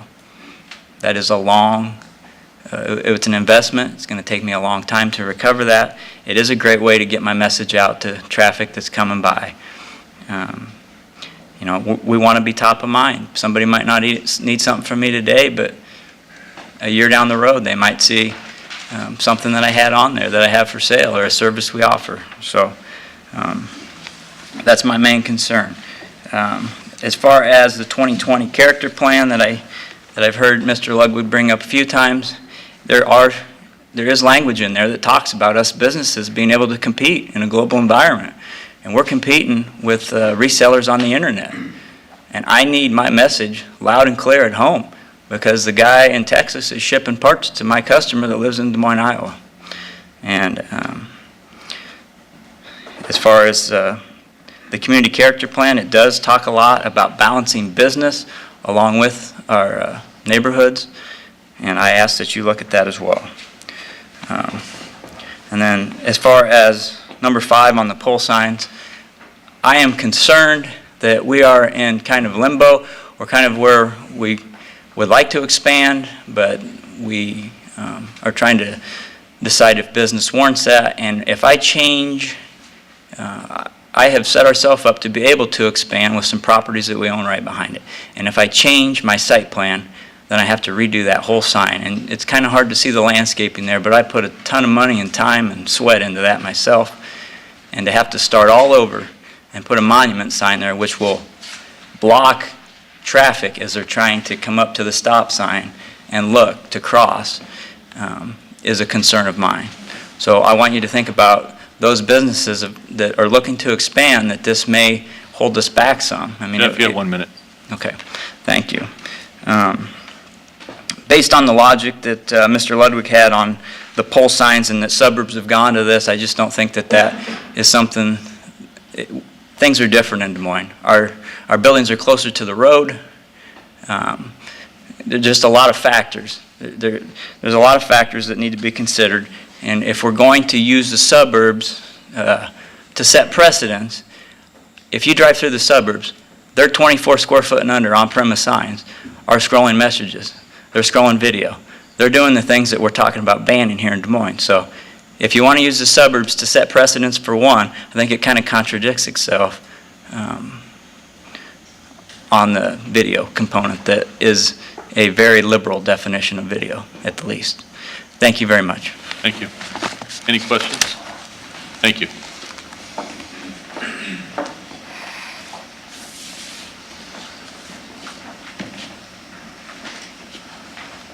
Please give us your name and address. Hi, my name is Siobhan Harmon. I'm with Come and Go Convenience Stores. Our corporate headquarters is located at 6400 West Town Parkway, West Des Moines, 50266. As Mike mentioned, the proposed amendments to Chapter 134 are a broad range, and I'm here specifically regarding two concerns that we have. We did submit a letter to the commission, which you all should have a copy of in your possession. Part of the proposed changes are aimed at regulating LED billboard type signs. And we know that the regulation is not aimed at us, but we have gotten caught up in it. And we use LED for our fuel price signage, which I have a copy of above. That sign is 30 square feet, 30 square feet, and our numeric numbers are 15 inches high. And we use LED for a number of reasons. The main reason being is that we are LEED certified. We're the first convenience store organization to be LEED volume certified. And what that means is that all of our stores, starting as of January 1st, all of our new stores automatically go into the LEED program. One of the areas that we get a number of points is using LEED technology in both signage, interior lighting, and exterior lighting. The other reason that we use LED is maintenance. LED signage has a long life period, so it doesn't need routine maintenance of bulbs and those type of things. And the third reason why we use LED is that we have 440 stores in 11 states. Gas is a commodity, so the prices do change. And sometimes they remain stable for a couple days or a week, but sometimes they could change twice a day. So with LED technology, we're able to go ahead and change price signage. And again, we understand that the changes to Chapter 134 are not aimed at us. It's just we happen to get caught up in this. The other part of this is the pole signage. And our concern on the pole signage is that, we use both monuments and pole signage. And part of using a pole sign is depending on what type of road you're on. So if you're on a 4-lane road that has higher speeds, pole signs give a driver more visibility to see your sign before they get up to your sign. And we do spend a lot of time with our signage contractors actually going out onto sites and using measurement techniques with traffic studies to understand how drivers see signage. And one of our main concerns, of course, is safety, is driver safety. And you want to make sure that people have enough time to make turns before they hit the business. You don't want them to drive by and slam on the brakes and say, oh no, I need gas, and then try to figure out, how to get into your store. And I think there are places in the city where pole signage is warranted. We understand obviously the examples of East Village and some of these overlay districts where pole signs are not appropriate uses. But we do have a number of places in the city of Des Moines where you have 4-lane roads that travel at higher speeds, and a pole sign, would be a very applicable, type of signage for those type of areas. So we're requesting that that the revisions that are being proposed to Chapter 134 are actually revisited. I think some people have brought up some really good comments tonight, and that the committee could take a look again at the proposed changes and, again, see if there's any improvements Sean, that they could make. So if anybody has any questions or. Any questions? What's the largest square footage of your biggest sign with your pricing for your gas stations? If it's above 24 foot, which your letter indicates, what's the largest sign you have for that use?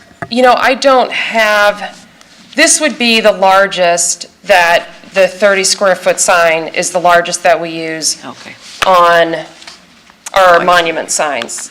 This is the monument sign that we use in the city of Des Moines, which is 10 feet in height.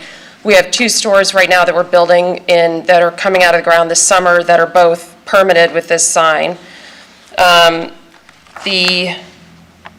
Our pole sign, which is a 30-foot pole, is 42 square feet on the LED.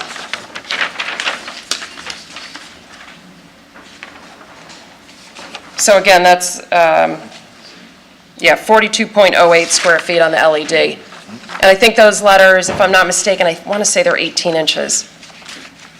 Thank you. Thank you. Please come forward and give us your name and address. Good evening. John Nagel, Nagel Sign out of Waterloo and Eagle Sign in Des Moines. I'm an owner of both companies. I brought along some handouts which are pictures of signs that have masonry bases designed into them. And the reason I brought them is because I don't think the commission understands it's easy to say masonry. The average of those 6 sketches, the masonry adds over $6,000 in cost to the customer to put the masonry in. And the bids are attached to each sketch from the masonry contractors that we got bids from, just for your knowledge. Another issue that I would like to bring up is to separate the billboards and the on-premise signage issues. I deal in both entities, but I think they're both need to be addressed on their own issues. I'd like to address that I think that the 8-second hold time for on-premise signs is excessive. If the on-premise person was allowed to have a 600 square foot video board above his business, he could live with an 8-second hold time. I think he needs some motion, some scrolling, some other things. Fuel station electronic signs. The lady before me was addressing price signs, and price signs are stagnant unless the price of fuel goes up or down. So I don't think they comply with either the billboard regulations or the on-premise regulations as far as electronics go.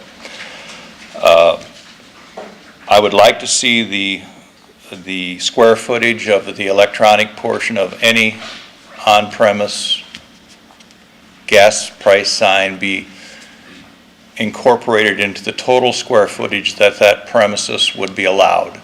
I don't see any reason to regulate it from the standpoint as long as it's part of the total square footage. To answer one of your questions from the previous lady, the biggest price sign that Come and Go has is over 8 feet tall and over 30 feet long. And I can just give you some knowledge. And they do buy them.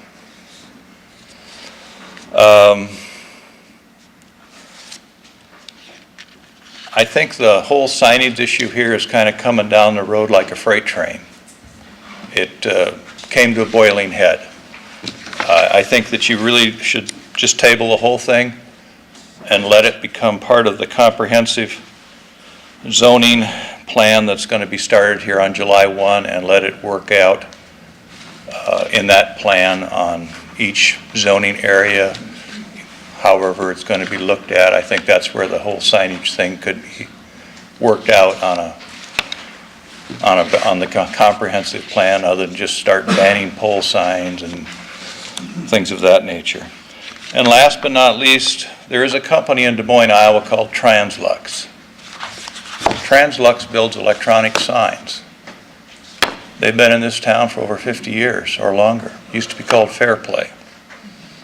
It's kind of a slap in their face to say that they can't even put their product up in their own town. So that's all I have to say. Thank you. Any questions? Thank you.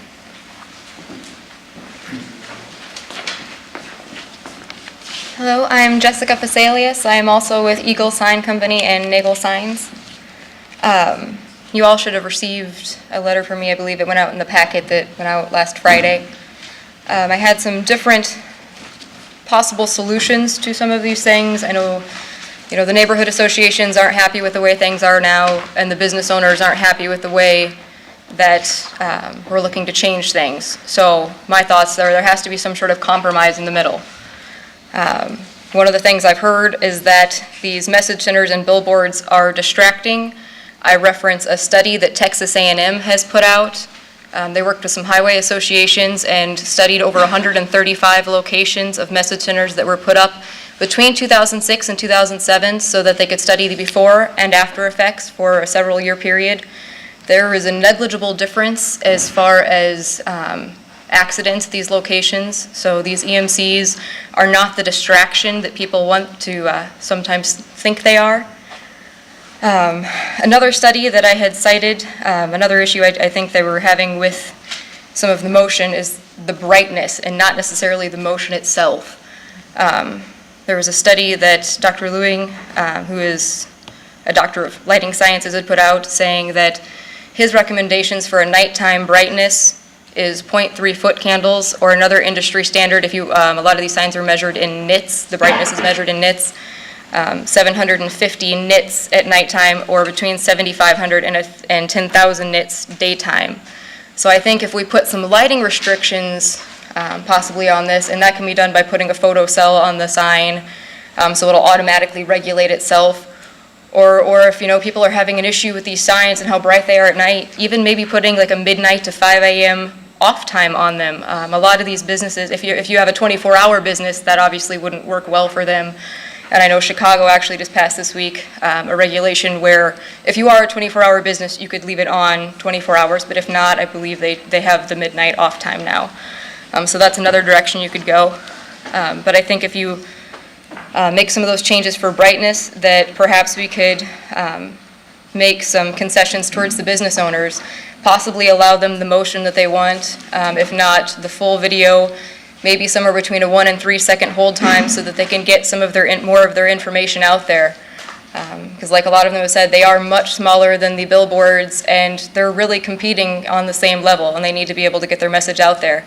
If you have especially a 1 or 2 line message center that scrolls right now because they can't fit an entire message on it, that pretty much means that it's useless to them if they can't fit one whole message on there.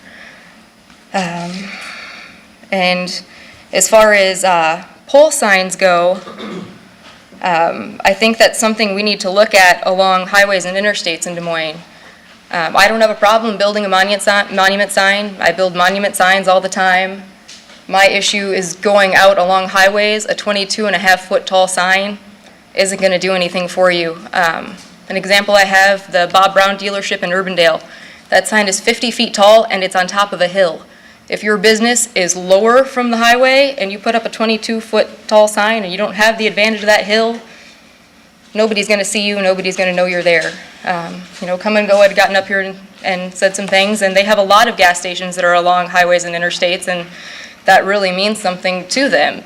And I think if they have to put a 24 square foot gas price changer on a sign along the interstate, you're not going to be able to read it at all. So that's something else that we need to take into consideration when we look at this.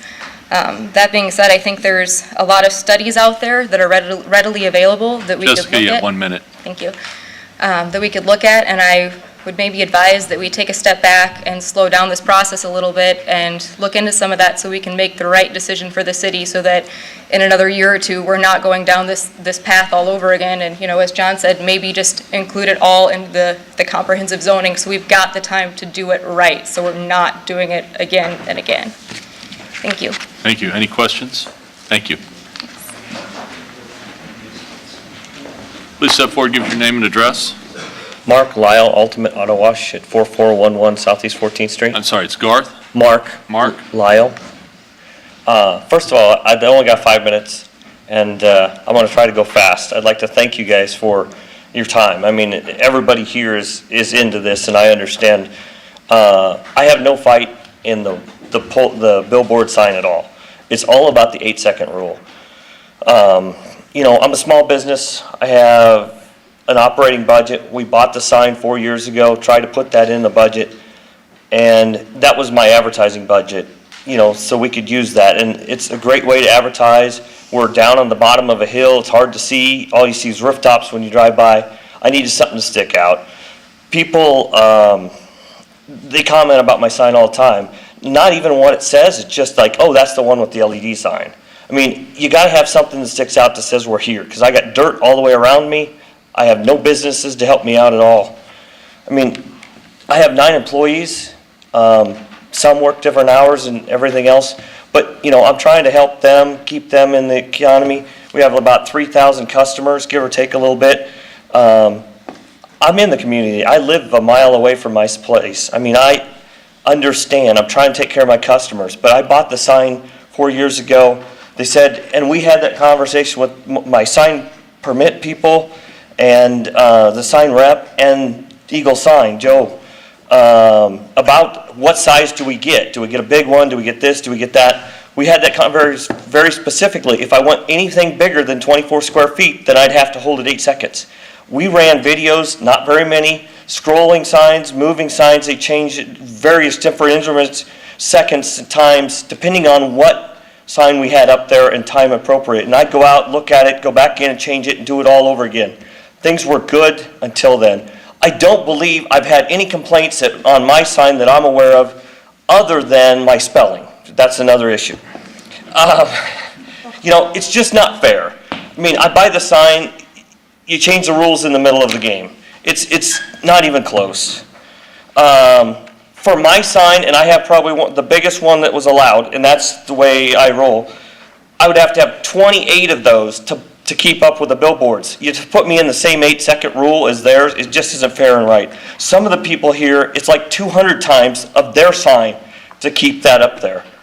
I totally just, to drive by 14th Street at the speed that they're going at, you got to have it going, so I put big letters up and I flash it, or change it. I don't flash it. I change it often so that you can read the sign. Because if you were a customer of mine and wanted to do it, and I have to put it up small, you're going to be looking at the sign because the letters would be so small. You're going to have to read that. You're going to be watching the sign more than you're watching the road. If I go big, you can see it far away, look back and forth as it changes. It's over a quicker time. So if you put smaller letters, you're going to have to look at it longer. Just with the speeds, there is no way, and I bought another car wash that I would have bought in the sign if I would have known the rules were changed. I bought another one in October, and I talked to Eagle Sign.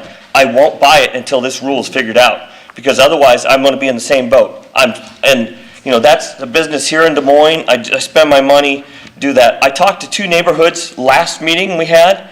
They're not opposed to us scrolling signs or changing signs. They're all about the billboards. And Jason, I would like to thank him for saying that, because I did ask him to say that.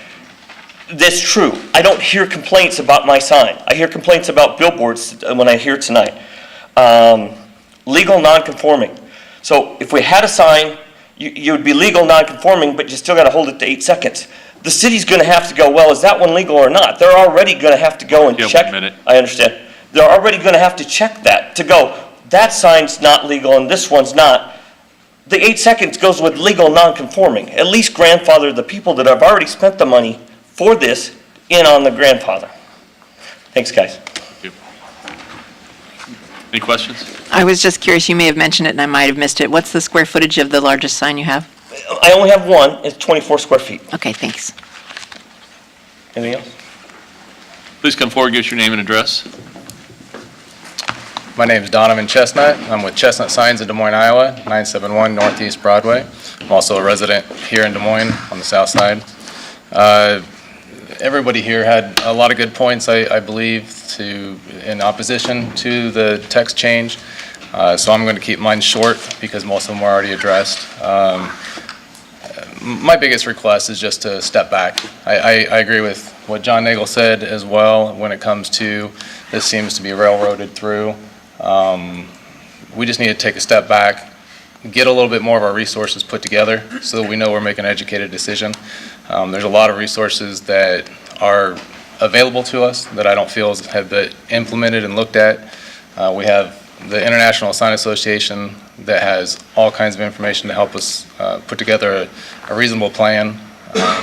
And I think trying to make a decision in a matter of a few weeks really isn't the wisest decision going forward, especially with the business owners. I have opposition on both pole signs and the EMCs. A couple of things that were already addressed is, from further people were the pole signs. I'll start with the pole signs. Obviously they can be ugly. We all know that. If they go and get rotted, they can get ugly. They can be a structural concern as well. I know there's been some people here that are concerned with taking those down. I think you have to look at the cost issue. Who's going to actually pay for that? When a business goes out of business, they don't have the money to pay a contractor to remove the signs. So I think that's a very difficult rule to put into place.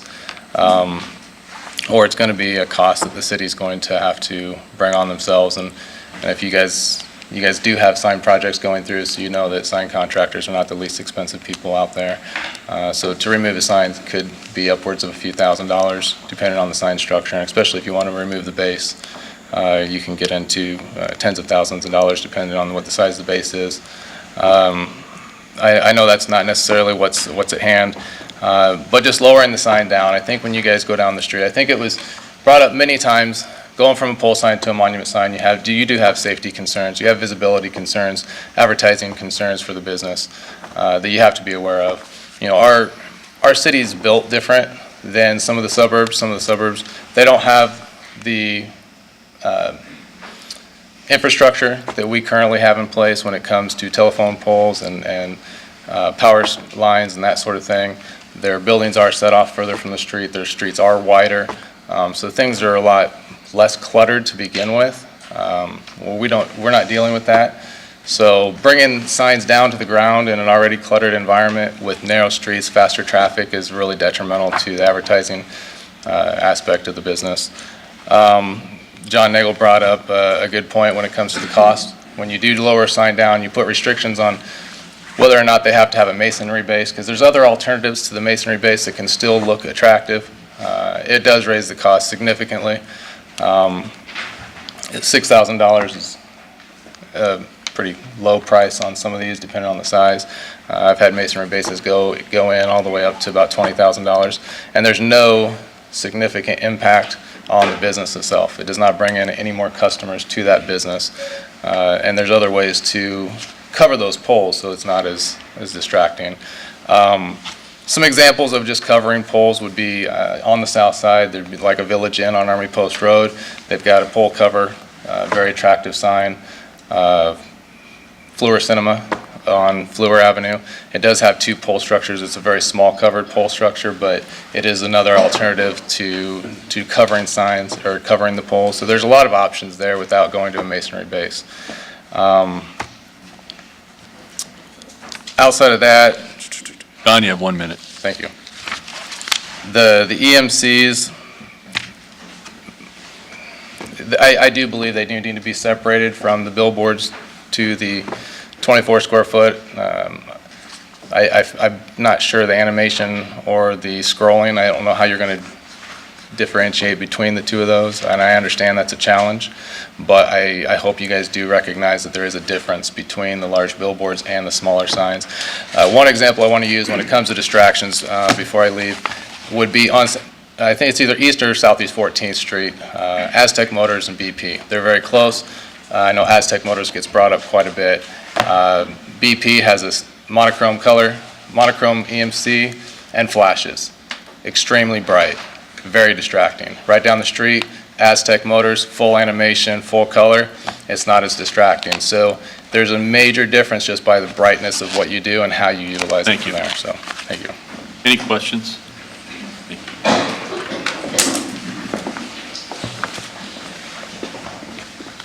Good evening. My name is Jason Pomeranke. I'm with Clear Channel Outdoor. I'm located at 4131 109th Street in Urbandale, Iowa. I'd like to pass out a couple items here. The first one that you'll see when it comes to you is a map. Since 2008, when the current ordinance went into effect, we've actually removed 19 structures and 42 faces. So that's a little bit different than the number that Mike gave. So the ordinance is working. the current takedown ratio is working. We are currently down to, in the city, since 2008, when we started with 157 structures in the city of Des Moines, we're actually down to 138 structures, 9 of which are on Merle Hay. Another note on Merle Hay, there's actually 83 pole signs on Merle Hay. Gotten these. So when it comes to the clutter, is it truly, what is it truly? We have converted approximately 26 faces since 2008 to digital billboards on 19 existing structures.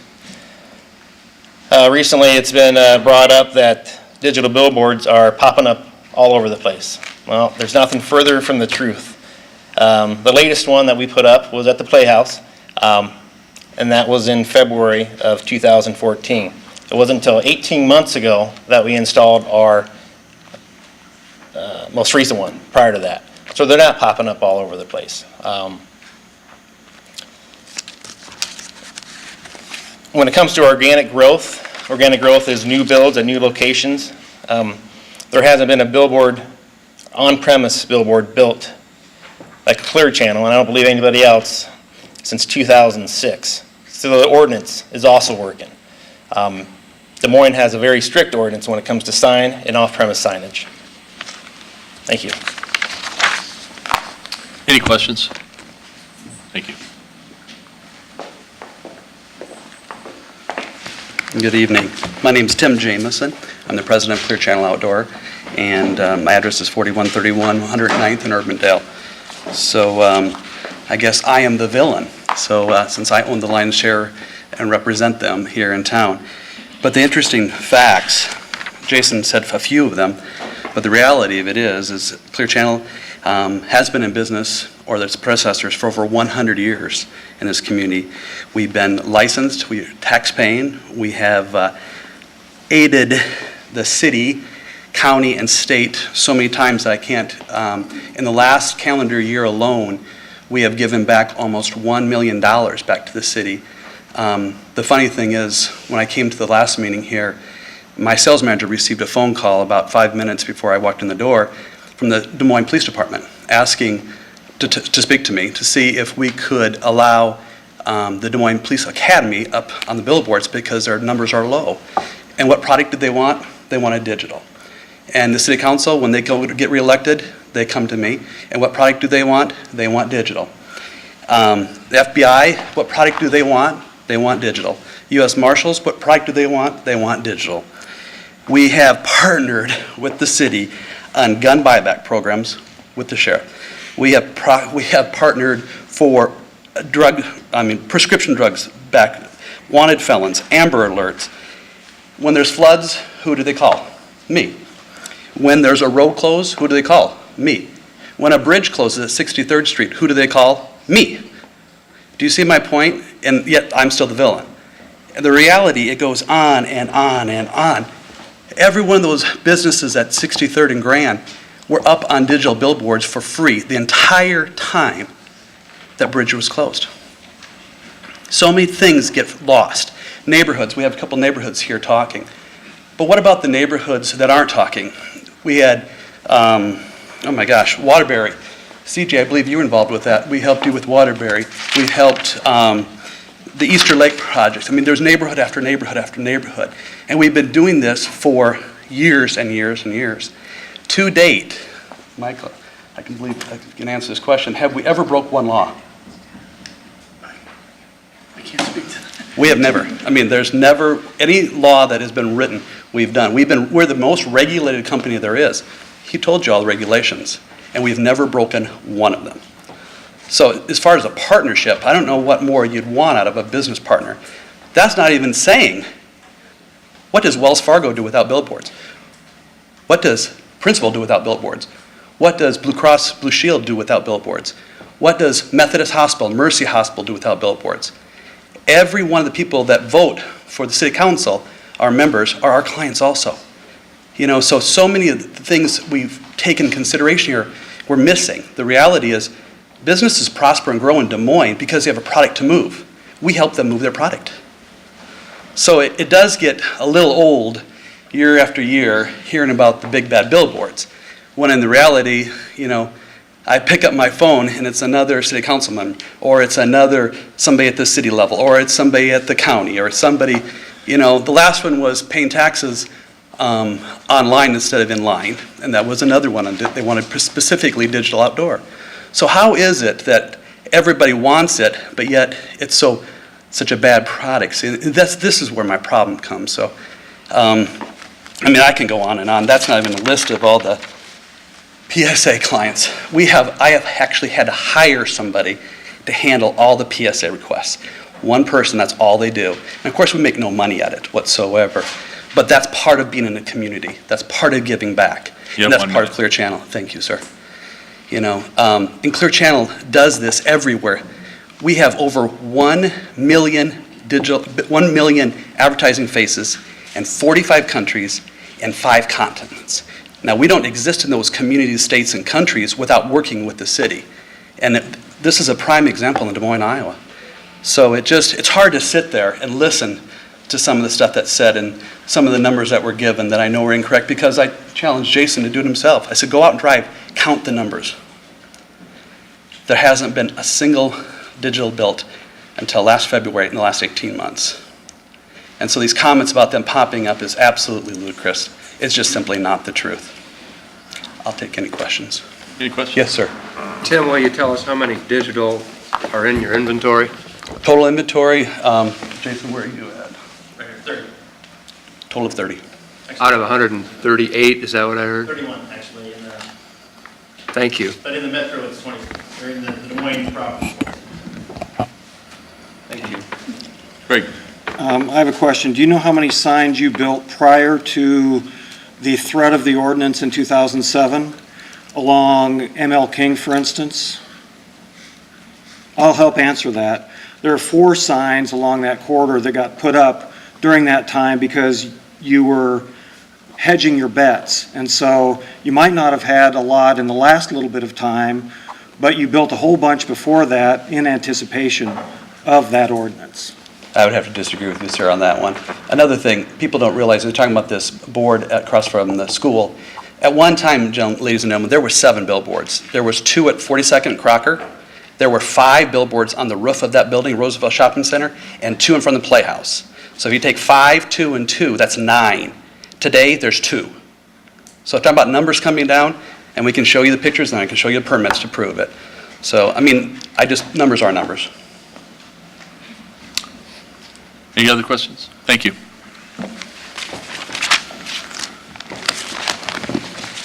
Please come forward, give us your name and address. My name is Kent Reed. I'm here, I work with Eagle Sign Company here in Des Moines at 5130 Park Avenue. I'm here to speak for, and I guess represent, our customers that aren't here tonight. The main point I want to make, and it's kind of been talked around, but signs, on-premise signs, serve as one of the most important marketing tools our customers have, especially as has been mentioned with the online world as it's becoming. Brick and mortar shops have to fight and scrape to stay competitive and to pay the bills for their buildings and their utilities and so forth. There's a lot of things that they can do to improve their business, but one of the most important things is their on-premise signage. Either the signage on their building, or their pole signs that are in a position that they are noticeable from a distance, as well as the companies are approached, and the electronic message centers. I have a customer who has one business that where he had installed electronic message center, and it paid for itself, a $30,000 sign within a couple years' time. He purchased a second one for another business that he owned for that exact reason. He knew it was a lot of money to spend, but it was a good investment because it would pay for itself within a couple years' time. That speaks towards the impact of increased sales revenue, and from the standpoint of what a company gets out of, what the city gets out of signs and billboards, sales revenue that are generated from those signs equals sales tax that is spent on the consumer's behalf. So that's the main thing I want to point out is it's a really, really effective marketing tool. From the standpoint of this being anti-business, I think that's a pretty strong term, but from the standpoint of being pro-business and helping businesses within the community to thrive and to survive, giving them the opportunity and allowing them to keep the opportunity of the signage that they have now is very important. Thank you. Any questions? Thank you. Please come forward, give us your name and address. My name is Kim Gilmore. I'm 2219 East University. I'm actually one of the owners of Dairy Zone. We're over on the east side, close to the fairgrounds on East University. Our pole sign, we bought our electronic sign. We've had it for 5 years. It helps display our specials for the day. We do a lunch special and a night special with ice cream. The problem that we have with it is the 8-second rule is not going to work for us where we're located at from the stop sign or the stoplights on Hubble and University. Because people actually, I've seen them, when we first got the sign, I'm the one that does the sign, so I had it too slow and people were stopping to read it. So I did it as fast as, not as fast, but the bigger letters, we only have 2 lines. And that was a big investment for us because we're just a little business. So I just wanted you to hear from somebody that we actually really use it. The 8-second thing it wouldn't even be worth us having the sign. Because we couldn't put up a special, because by the time you put sale and you put what it is, there's not enough room. And 8 seconds is traffic is going by on East University 35, 40 miles an hour. There's no way you can read it. And I put the time and the temperature up, which is kind of nice. We don't do a lot of the videos. That's not what our sign is. We didn't buy it for the video part. We do, I have flashed it, but it's just sail flash, so it can go fast, and then you can read what the special is. We used to have one of the reader board signs where we had the letters, and they would fall down and break, and they're very expensive, so that's why we switched to this. So when they gave us a sign permit, we were like, that's great, because we can use it. We never knew when we bought the sign 5 years ago that that's not what it was for. When we were sold the sign, they told us that, this is what it can do, and that's what we used it for. So I guess the problem that we have, we couldn't go to a monument sign where we're at, as far as where the drives are and stuff, there's no way. But my other concern was at the planning meeting, if they grandfather us in, what happens if something happens to the sign? Are we going to be able to get a sign permit to get the same exact sign that we have up there? Because it's already outdated, the one that we have. We still use it, but it's outdated software. So that was my other concern when they were talking about the changes. If you grandfather in the non-compliant signs, are they going to have a provision so that we already have it? We've had it, we've used it that way for 5 years. What happens when something happens to it? So that's our concerns. So the 8-second thing isn't really a problem for us, for our small business. Thank you. Thank you. Yes. How big is your sign? Pardon me? How big is your sign? It's 24. Yep. We just went to the sign company, they said here, we couldn't afford any bigger than that anyway. We haven't had anybody complain. A lot of people get excited. I put up their Happy Spring sometimes. I put little thoughts, but with the ice cream special also. And our dip cone changes every day, so we put that up there. And we're just one location. So we've been in business for 25 years. So it really helped us. But if we have to go to 8 seconds, it's really not going to do anything for us. So it's kind of a waste of money. Okay? Thank you. Thank you. Please come forward, give us your name and address. Alan Hansen, Spot Free Car Wash, 3535 Merle Hay Road.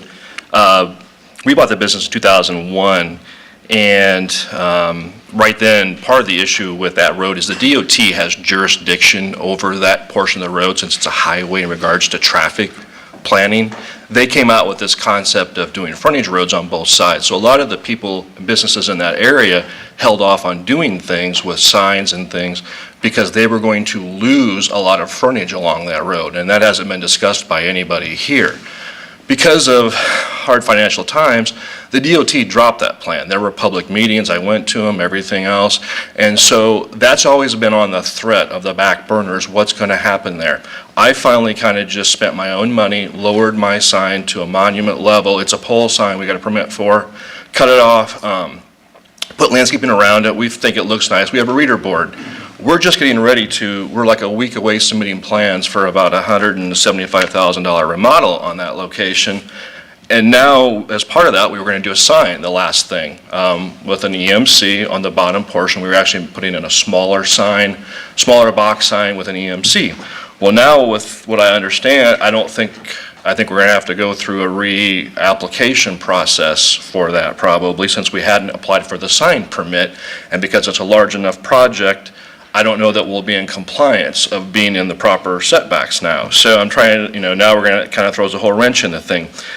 I understand the billboard issue with the large size. I think we're comparing apples to oranges with the EMC, the smaller, under 24 square feet.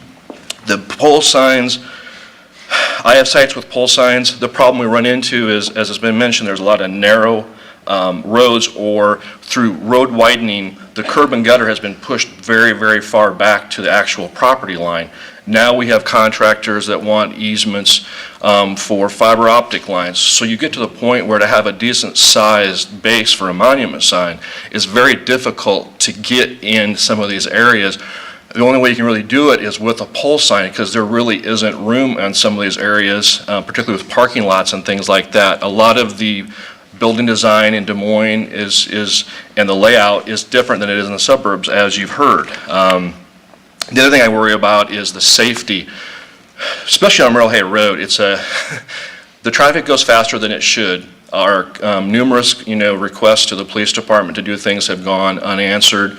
Our request to traffic and transportation to do something with the traffic lights at Urbandale and at Merle Hay has gone, for the most part, unanswered, i.e. there's really not much they can do about it. It's difficult getting in and out of that area. My concern with monument signs is the driveways are so close together, and they were never co-joined like the DOT had been working on. The monument signs just make traffic and accidents there a bigger issue with the speed, whether it's an EMC or a box sign. I just think it's a bad idea to take a general overlay and do it for the whole city. I think this is a rush to judgment.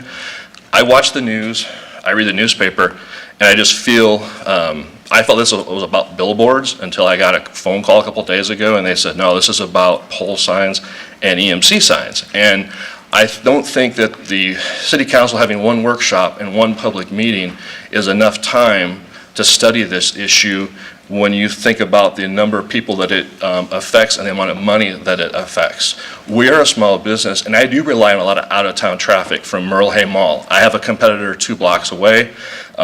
We get confused with each other all the time.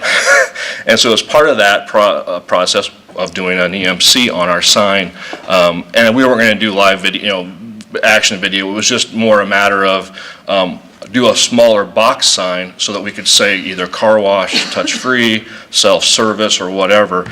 Now I'm thinking about doing away with the EMC and going with a bigger box sign. Maybe it might just be simpler to possibly do that. So that's all I have. Any questions? Thank you. Thank you.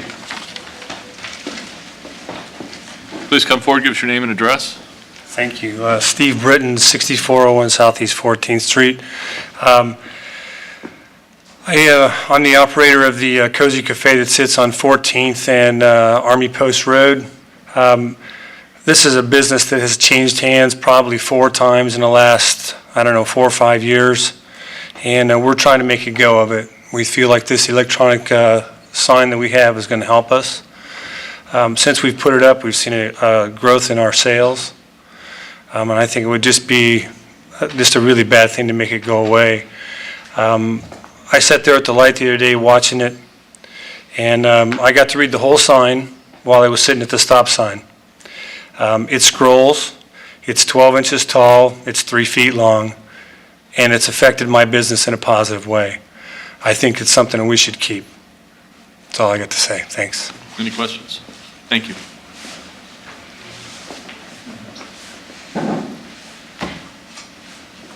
Anyone else to speak in opposition? Seeing none, I'm going to close the public hearing. I have a motion. Christine? I'm not ready for a motion, but. We need a motion first. Motion on the table. CJ? You're going to move the staff on 4 because we're going to take up 4 and 5 separately. I'll move 4. Okay. Discussion. Did she move staff? Is that what she did? I You didn't moved quite hear staff it. on number 4, yeah. Just Staff's on moved number 4. Number 4. So let's Okay. talk about number 4. Well, I made a list of comments as people were talking. I have a concern that this is painting with too wide of a brush, as many people mentioned. I don't think you can consider a large billboard the same way you would consider a smaller sign. They are two different, completely different animals. And I believe that regulating the smaller signs is going to hurt our locally owned small businesses the worst. And I don't think the people who are complaining about the signs in their neighborhood are even complaining about those signs. So we shouldn't be lumping them in together. I also think the city needs to consider defining what is a video sign better than they are right now. That dry cleaning sign on Ingersoll is a problem. But that isn't really video, that's animation. There's a big difference. And I think they need to define terms better. Video, animation, static graphics. Those terms need to be defined because the technology is changing and we need to be prepared with our terminology so we're calling things what they really are. I think there need to be some alternatives considered to just masonry bases. Some good points were made. Instead of causing them to incur thousands of dollars of cost to put a masonry base, the enclosures around pole bases, there are other options that should be allowed. And finally, I do think we are rushing. What is the rush? When the city has said they're going to consider this after July 1st, why are we rushing to do this now when this should be considered in greater detail? Give people more time to comment and more time for people to come together and work out a compromise that more people can live with. The neighborhood associations made good points, as did the businesses. There needs to be more discussion between those two parties. Christine. Thank you, and I agree with the majority of your sentiments. I would be curious to hear from the representatives of the neighborhood association, if I can ask that, Chairman, on whether or not you perceive your members of your associations, as well as just maybe your residents in general, if they have more of a significant problem with the billboards or the 24, the smaller signs. And if you would perceive it be a problem to kind of split those apart from this discussion. Jason or Joanne, Bill? You just go ahead and tell us where you're at with that. I think that people distinguish between the two and probably wouldn't have a good problem separating, as you suggested. Okay. Joanne? Well, Mary. Well, I couldn't hear you very well, so I'm not sure exactly what you were saying, but what I perceive is a problem for the people who live on the right next to Rohay Road. Okay, if it's on Rohay Road, that would be 58 if it had a number. So the people on 57 are the ones that get all this light and changing colors and stuff day and night. And those are the ones that I'm concerned about. Not so much the smaller signs. Right. Okay. So that's my personal. Right, as a resident. Bill, and I too, I don't know if you could speak on behalf also of Des Moines neighbors as well, because I know you're wearing two hats tonight. The issues that I hear about the pole signs is just the eye clutter as you're coming down the street. They're different heights, different sizes, and just the general chaotic look that they provide. There is argument, I know that some folks have with pole signs that are about 20 feet high that have been turned to electronic. Those particular ones, I do not hear complaints about the monument signs that are 8 feet or below. Even the example on Ingersoll, that is kind of wicked, but most of the comments are the taller signs and just the general look and feel as to how they are, and then also electronic signs that are quite tall. So splitting these two apart, maybe not a perceived problem for your, As I made my comments is that a lot of folks still, even on the monument signs or on the electronic signs or pole signs, distinguish between text scrolling across the bottom and the whole sign changing. you know, that's getting fine tuned, but there is a distinction there in terms of, you know, how they look and perceive as to how it looks. Okay, Colleen? I think the rush is that you just have a limited time on the moratorium. Colleen, if you could stand up, maybe we can hear you a little better. I'm sorry. It seems like the moratorium is what's the deadline for this group, that if we extend the moratorium, then. Well, my question is, do you perceive that your members of your association or just residents in your neighborhood would have an opposition to the splitting apart and differentiating the policy implications of these billboard signs versus the smaller signs? The issue about the pole signs being left neglected, if there's not a business there, it seems like the staff is trying to achieve that in this process. We're not able to do that unless there's like a site plan review.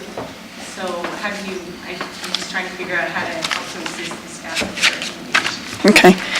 Reason I'm asking that, I was taking a tally, like a number of commissioners were paying close attention as well. And that topic is one of the biggest ones of consternation and concern, as well as this 8-second issue as well. And so, for me personally, I think it's extremely important that those two are split apart and not lumped together. I don't think they're scale applicable. I don't think they're scale appropriate. One size doesn't fit all here with this policy change, and I think there's going to be unintended consequences if there's this overarching, if they're put together. So it's just my concern. Joanne? I thoroughly agree with what she's saying. I would like to see, in my personal opinion, taking scrolling out of the question at all. You can't have a bilious scrolling sign or you can't read it. So scrolling is usually done in a readable fashion. It's usually done in reasonable colors, and it's usually done, in a reasonable speed. So I think scrolling should be eliminated from the problem completely. As far as pole signs, I think our pole signs create the biggest problem because we've got so much junk up there anyway with wires and poles of all description. The visual clutter is absolutely disgusting. However you get everything down on the ground, you're going to end up with the same problem down on the ground. We've got to do something about alleviating some of this visual clutter, but at this point I'm not sure what would be the most appropriate. Another thing, conversion credits. The back of my hair stood up when that was explained to me. I think that is absolutely horrible. If a sign is no good, a sign is no good. It does not need to be reconstructed into something else because something over here was taken away. I do not like conversion credits at all. I find pole signs to be a highway thing, and being so much of Des Moines was built up when our major roads were highways, we have a lot of problems. And those are some of the things that I really have a problem with. Also, the smaller signs, I think they should be grandfathered. I think they should be separated completely out from this whole thing. They do not create the problems that the larger signs create. And I do know that it would be much better for everybody all the way around to slow down. Really need to slow down and separate these problems out. Just handed a possible amendment to the sign, allow signs under 24 square feet to display text that scrolls or change without compliance until 8 seconds rule. Is that what I mean? That's what That's- council suggested. Okay, this is suggested from council. And you limit that to text. I think it's CJ's motion, though. Jack? I think it's CJ's motion. Yeah, I'm asking has to for agree. a possible amendment to TJ's motion. I have Ed, did you have some something? comments I mean- first. Let me get to Ted, and then I'll come back to you, Okay. CJ.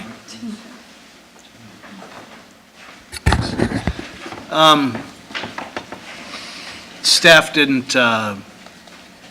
get a chance to rebut some of that. I guess since staff is the applicant, is it okay if I ask staff some questions? You're welcome to ask staff some questions. Okay.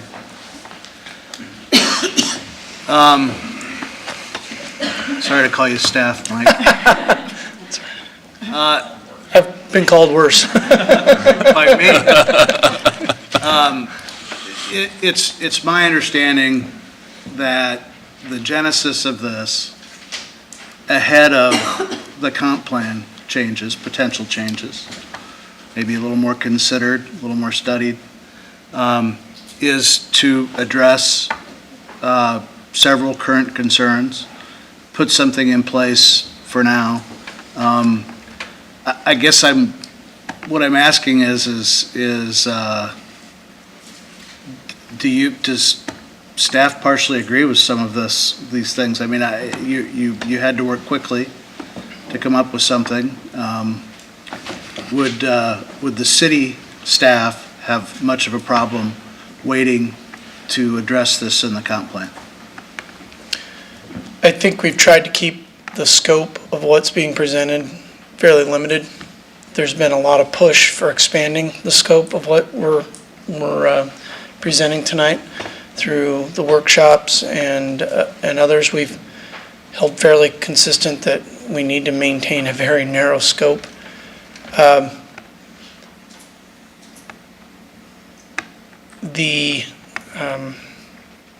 Would I recommend, I think there's other things clear that do need to be addressed in this, and we have recommended those be done through a comprehensive approach. I do have some concerns that another 3 years without any change while we work on a new code is also potentially detrimental. I mean, instead of 58 or whatever signs, we have, however many by that point. We have seen an uptick, and while I know the billboard, Clear Channel had indicated they have not personally, about every 18 months or whatever, they've put up a digital billboard. We have another company in town that owns, I think, 9 billboards, and they are proposing to put up a digital sign face, at least 2, in the community in the very near future. That was the purpose of the moratorium that council adopted, was to give us some breathing time to look at options. The proposed regulations would not necessarily prohibit that company from doing digital conversion. It would just force them to remove a billboard on the same corridor where they want to convert.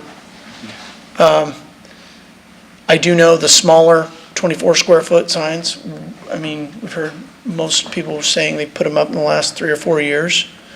So you start looking at 3 years for a zoning code update and think how many more 24 square foot signs could be added during that time frame, and then what do we do with grandfathering after that point? I don't propose that we have everything figured out the absolute best way. We've tried to present a recommendation that is limited in scope and treats, from an enforcement standpoint, things equitably as far as going out and issuing citations. I agree, a 672 square foot billboard is much larger than a 24 square foot message sign. But I think the example I gave you of the video sign is a 24 square foot sign. And I would say that if you had 58 of those in the city all going, especially, I think the point was made, you bring those down to street level now instead of having pole signs, have everything at street level. Imagine numerous businesses in a row having that type of messaging occurring all the way down the street.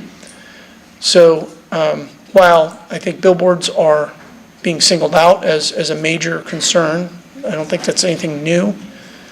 I think that to let the 24 square feet go unaddressed also kind of opens Pandora's box potentially for future concerns.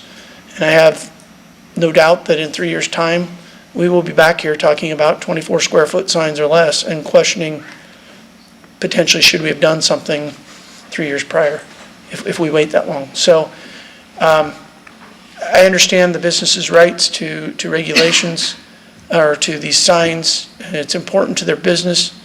I know the signs can do much more than what our code allows. There's numerous examples of things where a product or something a person owns has much more capacity than what our codes allow them to use it for.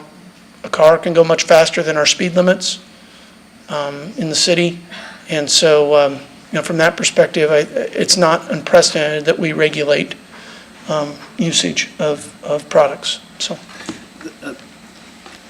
I said questions, so I'm going to ask Mike one more. All right, you're going to do a follow-up. That works for me. Do these individual businesses have potential relief from the Board of Adjustment for these signs? So in the draft code that you have in front of you, for example, for pole signs, there's a specific provision in there for an exception from the Board of Adjustment to have a pole sign if there are extenuating circumstances on the site, such as they're in vision clearance triangles. There's such a small parcel, there's nowhere they can actually fit a monument sign on the property. We did specifically write that in as an exception from the Board of Adjustment. And again, an exception has to meet a much lesser standard than, say, a variance from the Board of Adjustment. So we did add for that provision in related to pole signs and monument signs. On the, as far as the message timing and all of that, there haven't been any variances or relief granted to the message timing for billboards in the time I've been here. The smaller signs, the Board of Adjustment approvals have just really been very cyclical, and the time that's been allowed on those. I mean, when I think one of the first ones that we saw in Des Moines was a church on just off of I-235, just north of, or I'm sorry, just south. I'm trying to think if I think it's just north of Euclid Avenue. I mean, they debated almost an hour and a half just over how long to set that message timing at. And we were having discussions if it should be, once a day, once an hour, 10 minutes. I mean, at the speeds the cars were going, the car was going to be in Ankeny before the sign changed its message, even at a very small 5-minute interval. So that was one of the first ones. We have examples of a church that got a sign approved maybe 3 years ago that was allowed a 2-minute time change because some of the composition of the board at that time really didn't like those electronic signs on churches and schools.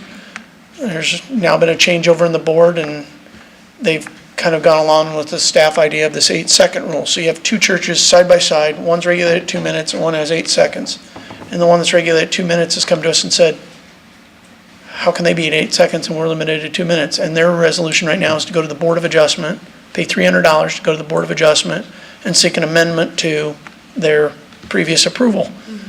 And so our proposal is to treat equitably and not have individual businesses have to go for that relief. On the billboards, again, there were more stringent regulations considered at multiple points along this process, and the code is what it is. People may not like the conversion system the way it is. I don't think anybody ever claimed it was perfect. And I think that over time, there could be revisions to that. But I think just as limited a scope as we have tonight, we've had 2 hours of discussion on a very limited scope. I can't imagine what the discussion will be over an entire sign code when we get to that point. It will be significant, and as well the remainder of the code. So it's a very passionate debate.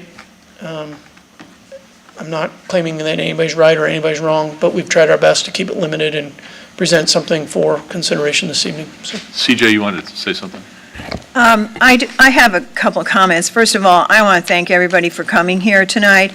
This is a very touchy topic, and many of you have made points that I think have not been addressed significantly, and I would like to take a couple minutes to do that.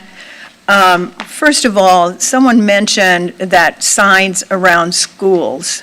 We certainly have a great deal of our children on attention deficit disorder medication now.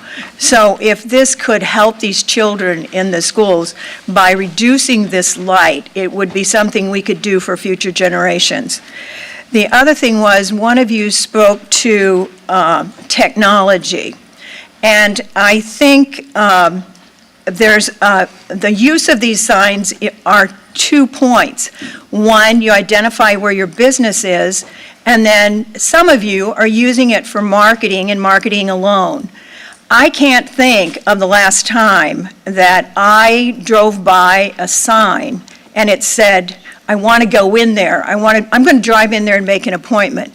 I get all my appointments online. I get them confirmed online. I get a text. I'm not saying I like it that way, but that's where marketing is going. And small businesses need to diversify their marketing field in order to expand their business and not just rely on a sign that's moving with traffic going 40 miles an hour and Bluetooth in their ear. I mean, that's where we're at. And so I wanted to bring that point out. The other thing is, I think all of these signs create some light pollution. And I know that various cities have a certain degree of light that cannot be over their city.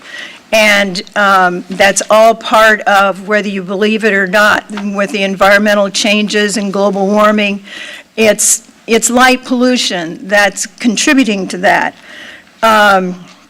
The other is, I didn't hear much about safety and signs. We didn't hear from our traffic and safety director, and one of the commissioners brought up, if we bring all these signs down to ground level, what are we doing here? I mean, now we have all these signs impeding visual drivers who are listening to their Bluetooth, their kids are screaming in the back and watching videos.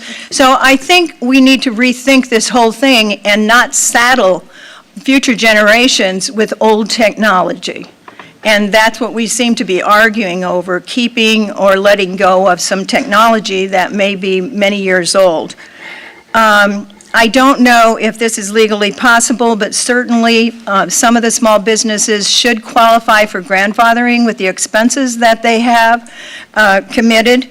And perhaps grandfathering needs to be looked at in the number of years. Again, if we can go 5 or 10 years with grandfathering, we're not saddling the next generation with all these signs indefinitely. And as our economy grows, our city grows, we're just going to continue to put up more signs unless we do regulate them. And we've done a very good job of rebuilding our downtown. We have a lot of people in apartments. We want these people to move into our neighborhoods. And they're not going to do it if they're cluttered with signs, light pollution, things are going on that has to be attractive to them to keep them in the city. And another person brought up about a renewal fee on these signs. I think that was an excellent idea. You folks have brought some great ideas to this commission. This topic was brought to us, requested that we do this by the city council was initiated. And for those of you who don't know, we don't have a final say. We make recommendations to the council, and they have the final say. So I encourage all of you to ask, perhaps you've already done it, that's why they put this on our agenda. I would encourage you to stay in touch with those folks. And the last comment I have is for the gentleman who mentioned that Waterbury had been the recipient of some of your advertising. Yes, and we thank you for that. And we appreciate that sign, and we know what it has done for our events in the neighborhood. But if that sign was facing our neighborhood and not 63rd Street, the highway, it would be a totally different story. So I understand what these neighborhoods are saying. And you also mentioned that council members are always calling you to use your signs. I can only think of one council person that I've seen advertising for re-election on your signs. I don't know of many that have enough money to budget to do that. So I thank you for what you've done for the neighborhoods and the community. Tim? You've been waiting a while. Sorry. Technology has changed, and I believe the president of Clear Channel mentioned it. When you hear that signs are popping up, I don't think or billboards are popping up. I think people are seeing these signs, and they're so bright that they're seeing the smaller signs. With that being said, that's also these businesses' bread and butter. And I understand that. But living on the south side, when I come off of 235 and drive south on 65, 69, like Mike mentioned, it's one after the other, after the other, after the other. It needs to be regulated. If this commission does choose to separate the two out, I do believe there needs to be some sort of regulation on the smaller ones also. About 5 years ago, there was a huge issue with mobile vending units in the city. Very passionate issue. It was resolved with a task force made up with people that were involved, the owners, the neighborhoods. I believe the assistant manager facilitated these meetings. There was about 4 of them here at City Hall.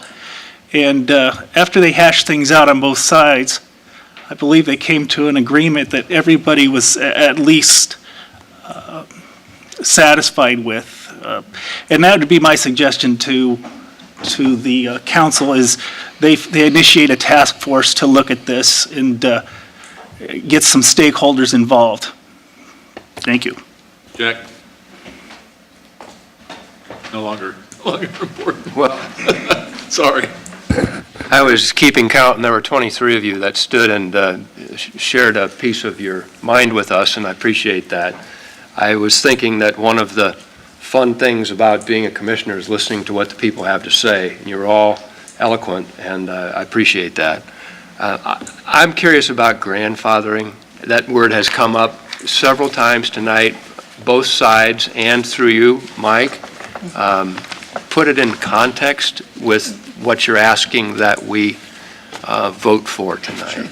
Well, I think it was the International Sign Association representative that mentioned the fact of, takings or whatever you want to call it on without compensation on property.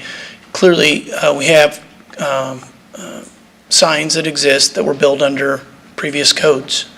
Codes change over time, and the concept of grandfathering says, as long as you continue to operate it, or it stays in that same location, or it doesn't increase in size, or it's not damaged beyond 60% of its value, it can continue to operate over time under the provisions of that previous code that existed.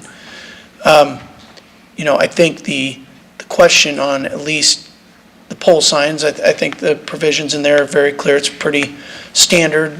They're being treated very similar to any other non-conforming use or structure in the city. The request for grandfathering the electronic signs or these EMCs that are 24 square feet or less, I think the crux of the argument is, are we considering those to be video display or not? Because video display has been prohibited since 2007 in our code. And so if we don't think they're video display, if you disagree with that, the option to them right now is to appeal to the Board of Adjustment, the zoning enforcement officer's determination they're a video sign. I'm aware of one sign owner that has applied to the Board of Adjustment for that interpretation. The application was denied by the Board of Adjustment, so at least at that time the Board of Adjustment agreed with the staff's interpretation that that was video display. And so to be asking to grandfather something that has been prohibited by the code since 2007, and that's been upheld by the Board of Adjustment, becomes a question. I'm not saying that ultimately the council may not decide to do that. They very well may choose to do that. But from the staff standpoint at this point, we found it kind of hard to be able to call that a grandfathered use. I heard someone say that, one of the sign professionals say that one of their clients, the value of their electronic message sign paid for itself in 2 years. Multiple people stood up here tonight and said they've had their sign for 5 years. There's been a suggestion we give them another 5 or another 10 years to amortize out that value that they invested in. I don't know I don't know what those returns are on for each individual owner. So, I think that that's something that needs to be looked at if we are going to be grandfathering them, because I would agree, I don't think it should be in perpetuity. We have that issue right now with billboards. And I do think that there should be potentially a time limit if possible on those. I have heard that some of the technology is roughly, 10 years. I mean, think about how much your cell phone has changed in 10 years, and imagine the technology these signs are. So maybe there is a happy medium in there, and I would look forward to any suggestions you have, and I look forward to hearing what the council has to say when this gets to them, and if they choose to take that approach. Jack, you have follow-up? No, I was going to kind of echo what has been said here. We're an advisory board. This is the beginning of the process. This is going to be hashed out through administrative processes over the next weeks and months. And it's going to get rehashed in a comprehensive plan. Whatever happens here sounds like it's temporary based on the forthcoming comprehensive plan. And again, we're in the beginning of the process, and I think many of these issues may work themselves out as this process continues with your excellent input in the various stages that you're going to have ahead. Mr. Chair, sorry, I'd like to hear what Joanne's friendly amendment was some minutes ago. Okay, I also wanted to know what Mike thought of this friendly amendment. It says, allow signs under 24 square feet to display text that scrolls or changes without compliance with the 8-second rule, and limit it to text.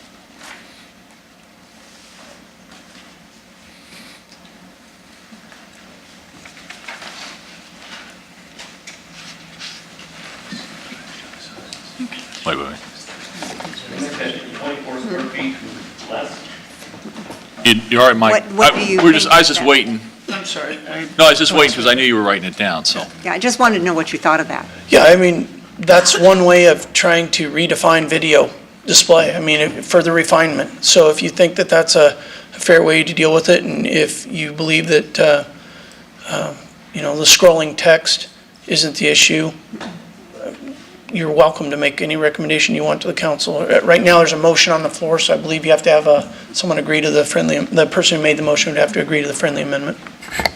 At this point, because there are so many issues, I would like to just stick with staff recommendation, because I see grandfathering, I see a new person being hired, a new code being written. I see so many issues with this, and I would just like to stay with the staff recommendation. CJ, would you be all right with Mike at least forwarding to the council some of those suggestions that have come up? Absolutely. Okay. Yeah, we will submit a letter to the council that has basically minutes of this meeting and the comments, the testimony, and suggestions, so they have the opportunity to read through that before the hearing. Joanne, you're gonna be last, Greg.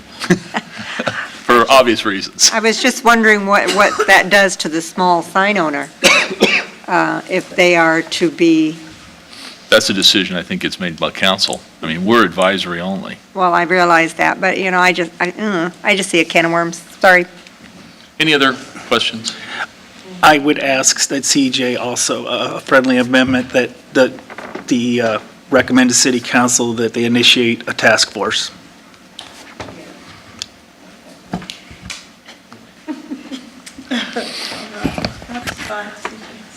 Sure, I'll accept that amendment because of the volume and what is going on here and so many issues.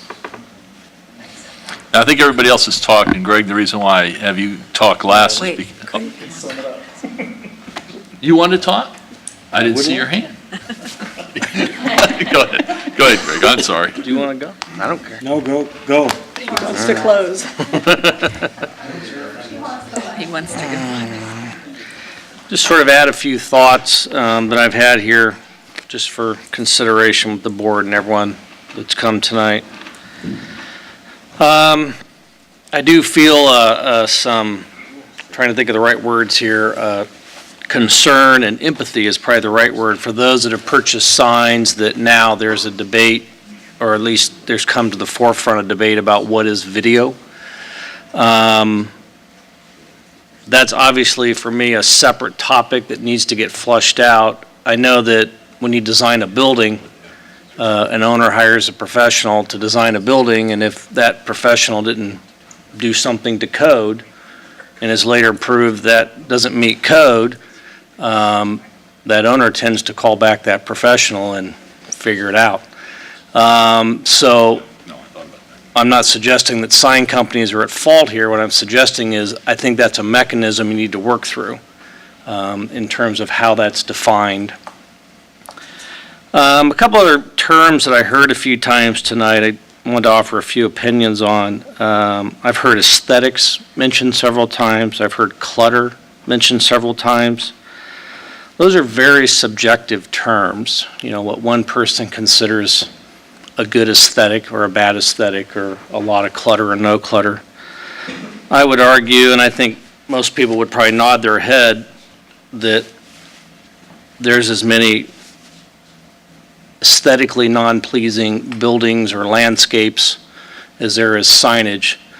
So to lump that pole signs or billboards or whatever as a category is just automatically not aesthetically pleasing doesn't make sense to me. That's like saying every building that has metal on it is ugly, or every car lot is a bad idea.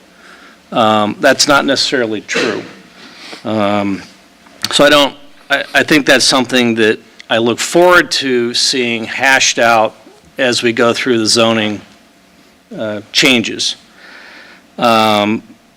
Several of you know, but I'll sort of get into it a little bit. There's a significant difference between prescriptive zoning and form-based zoning. And I think that as an umbrella sort of conversation will be a huge conversation over the next 3 years. When I hear about putting brick on the bottom of a building or putting brick on the bottom of a sign, that's prescriptive. You know, that's creating a one-size-fits-all checkbox for things. And that doesn't work in my opinion. You know, I look forward to this discussion that will happen in the next few years, and it's one of the main purposes I wanted to get on the board was to see more opportunity for form-based zoning where you need to prove intent, and it's not about meeting a specific rule that you have some percentage of something. So, you know, when I look at neighborhood, one of the things that I love about Des Moines, I've heard some folks bring up the suburbs a few times. When I tend to look at the suburbs and sort of squint my eyes, I see a lot of uniformity, and I think prescriptive zoning creates uniformity. You start to see a lot of the same thing repeated. One of the things I love about Des Moines is what I call sort of rich fabric that does create heated debates and passionate sort of positions on things. When I think of the Roosevelt Cultural District, I think that is a rich fabric, and the billboard is part of that. You know, there's all sorts of things that are part of that fabric. I think of that on Ingersoll. I remember the huge debate when they went through the SMID process and the redesign with the light poles and the electrical poles, and it's going to take enormous amounts of money to absolutely get rid of them. And at the end of the day, there was some compromise solution that some of them went away and some got wrapped in black and different things, and it's still a really rich neighborhood or a rich district. So once again, I look forward to when we get to a point that we can get into this conversation in the next few years. So because of that, to get to my point, I'm not sure I'm comfortable moving staff, and I'll probably vote accordingly, because I just don't understand how it's moved this quickly to this point. I do appreciate the hard work. I realize that, Mike, I think you mentioned there's just a series of issues that have come up, and they feel like you can't wait 3 years. And I wonder if there's other mechanisms, whether it's other types of moratoriums. I mean, I don't know what the right answer is. I look forward to this task force concept. That makes a lot of sense to me. But I think throwing some quick prescriptive solutions out there does not make sense to me. Thanks. Greg, and the reason why you're last is because you happen to chair R&O, and I'd like to have one question answered. How does R&O feel about this? Because it did come before us. And then the second thing is your opinion itself. R&O supported staff on this as a piece of the bigger puzzle heading it on to council because, as has been said, we're just an advisory board, and from my personal opinion, we have worked on many things in R&O and here on the board that goes on to council that is contrary and radically different and frustrating from my point of view that we spend all the time and energy on. So I would caution whatever we say here, council will listen, but we are advisory. They will do as they so choose in their own way. One thing that, backing up, and perhaps I have been here too long, clear back when we started on the zoning ordinance redo in 2003, 2004, whenever it was, and I was involved in the R&O, and we did some of the things that Greg asked for, but it never got finished, and so we were hoping to have a livelier ordinance rather than stuck in the Euclidean way that it has been. We never got there. Hopefully we will, but our ordinance is a living document, and this is not, from my point of view, we're not rushing into this. We've been working on this task forever, and we keep picking away at the billboards and at the pole signs, and we can't quite get to where we would like to be. One of the reasons that we keep having to pick at it is we keep backing. We go down a ways and then we back up a little bit. And so I think this is just one more step along that way. I'm not worried that it won't turn out the way we want, because I can guarantee it won't turn out the way we want. But we've heard. There's a lot of wiggle room in this, and council has heard that. And so I'm confident that what we need to do is send it on, and council will work on it. If they need to extend the moratorium, they will. If they need to have further study, they'll kick it back at us. And so, one way or another, they asked us to work on it. They asked because some of the neighborhood groups, there were issues that came to the fore. One thing I'll say, I find it hard to believe that we passed this in 2007, because as we were working on it, we had no idea some of the stuff. We knew it was out there for electronic stuff. Stuff has changed a millionfold in that time. If we could do it over again, we'd do it differently, but that's not how, we have to do something and then stuff happens and we do it again. Well, we happen to be doing it again. And so that's good. I think we should send it on to council, and if we need to look at it again, fine. If staff needs to look at it, but it will be. But they've heard us. Greg, I want to thank you. I want to thank staff specifically. We have the pleasure of serving as spear catchers for the most part. You guys have all had an opportunity. We wanted to give you that opportunity. Council wants to give you that opportunity. It's part of the reason why we're here, is so that you have an opportunity to come before us and talk or vent or whatever it is that you're going to do.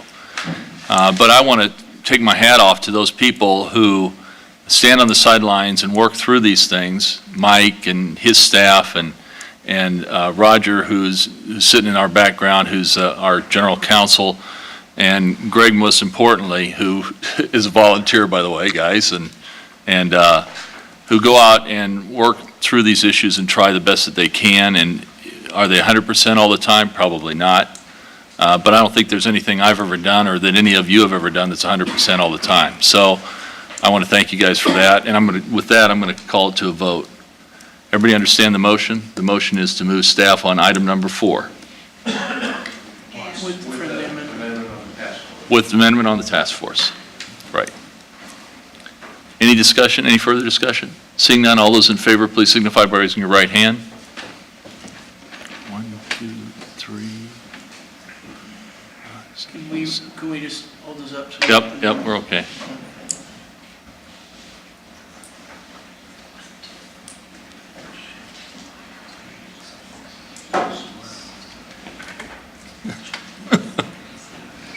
You got it, Kathy.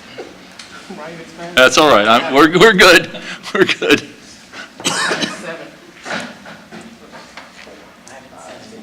All right. Opposed, same sign. 1, 2, 3, 4, 5.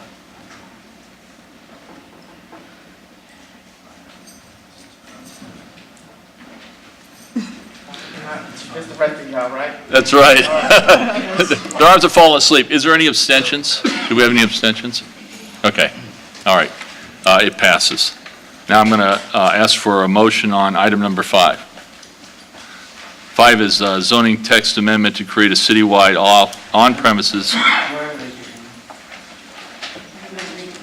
Yeah, I'm going to read it, but is it your motion? You move staff on that? Okay, number 5 is zoning text amendment to create a citywide on-premises freestanding sign overlay district relating to on-premises freestanding pole signs and monumental signs. Okay. It's you're moving it, Joanne. You have any discussion?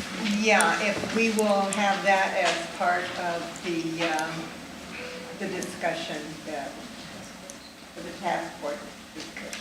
Okay, so I don't like to look face- you want the task force included on that particular motion too? All right. For a friendly amendment? Ted? I'll ask for the friendly amendment. Okay. Any discussions? Seeing none? Okay, I'm going to call it to a vote. All those in favor signify by raising your right hand.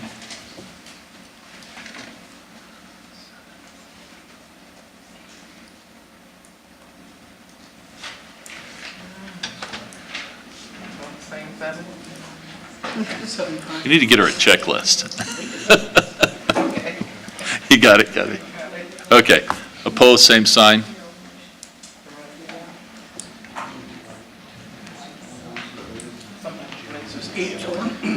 Joanne's a change. Joanne's a change. Okay. That's the difference. Okay. All right. Okay. Ladies and gentlemen, I want to thank you for coming. The motion has carried on both of them. I will tell you that council is going to take this up when, Mike? I just go to my, again, we have asked council on Monday night to set the hearing regarding the pole sign. Kathy, can you go to the overhead? Okay, so they'll be setting a hearing on Monday night. You'll need to contact the Community Development Department staff or the city clerk for details on those council hearings, okay? So Monday night, they've already set the hearing on the electronic signs for May 19th. Okay. We'll be asking them to do the same on the pole sign overlay this coming Monday night, setting that for May 19th also. So May 19th, 4:30 is when the council meeting starts. The public hearings start at 5 p.m. We recommend people be here at 4:30 to be able to get seats and things like that. But the public hearings do not officially start till 5 o'clock. And it'll be in the order that they're on the council agenda, so. Thank you. If anybody has questions, as I indicated, you need to contact the Community Development Department staff or the clerk for details on that. Mike, did you have a director's report? Or have you already given it? I think that's what the last 2 hours have been. Thank you very much. Thanks. Greg, you have anything? Absolutely not. Anybody else have anything for the good of the group? Seeing none, we're adjourned.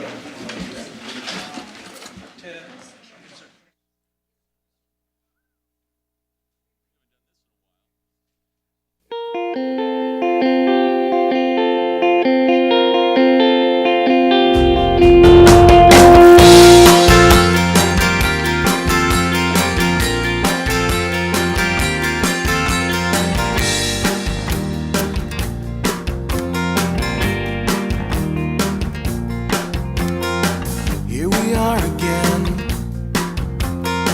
Haven't seen you around in a while. Where have you been? New look, you found your style. Make you realize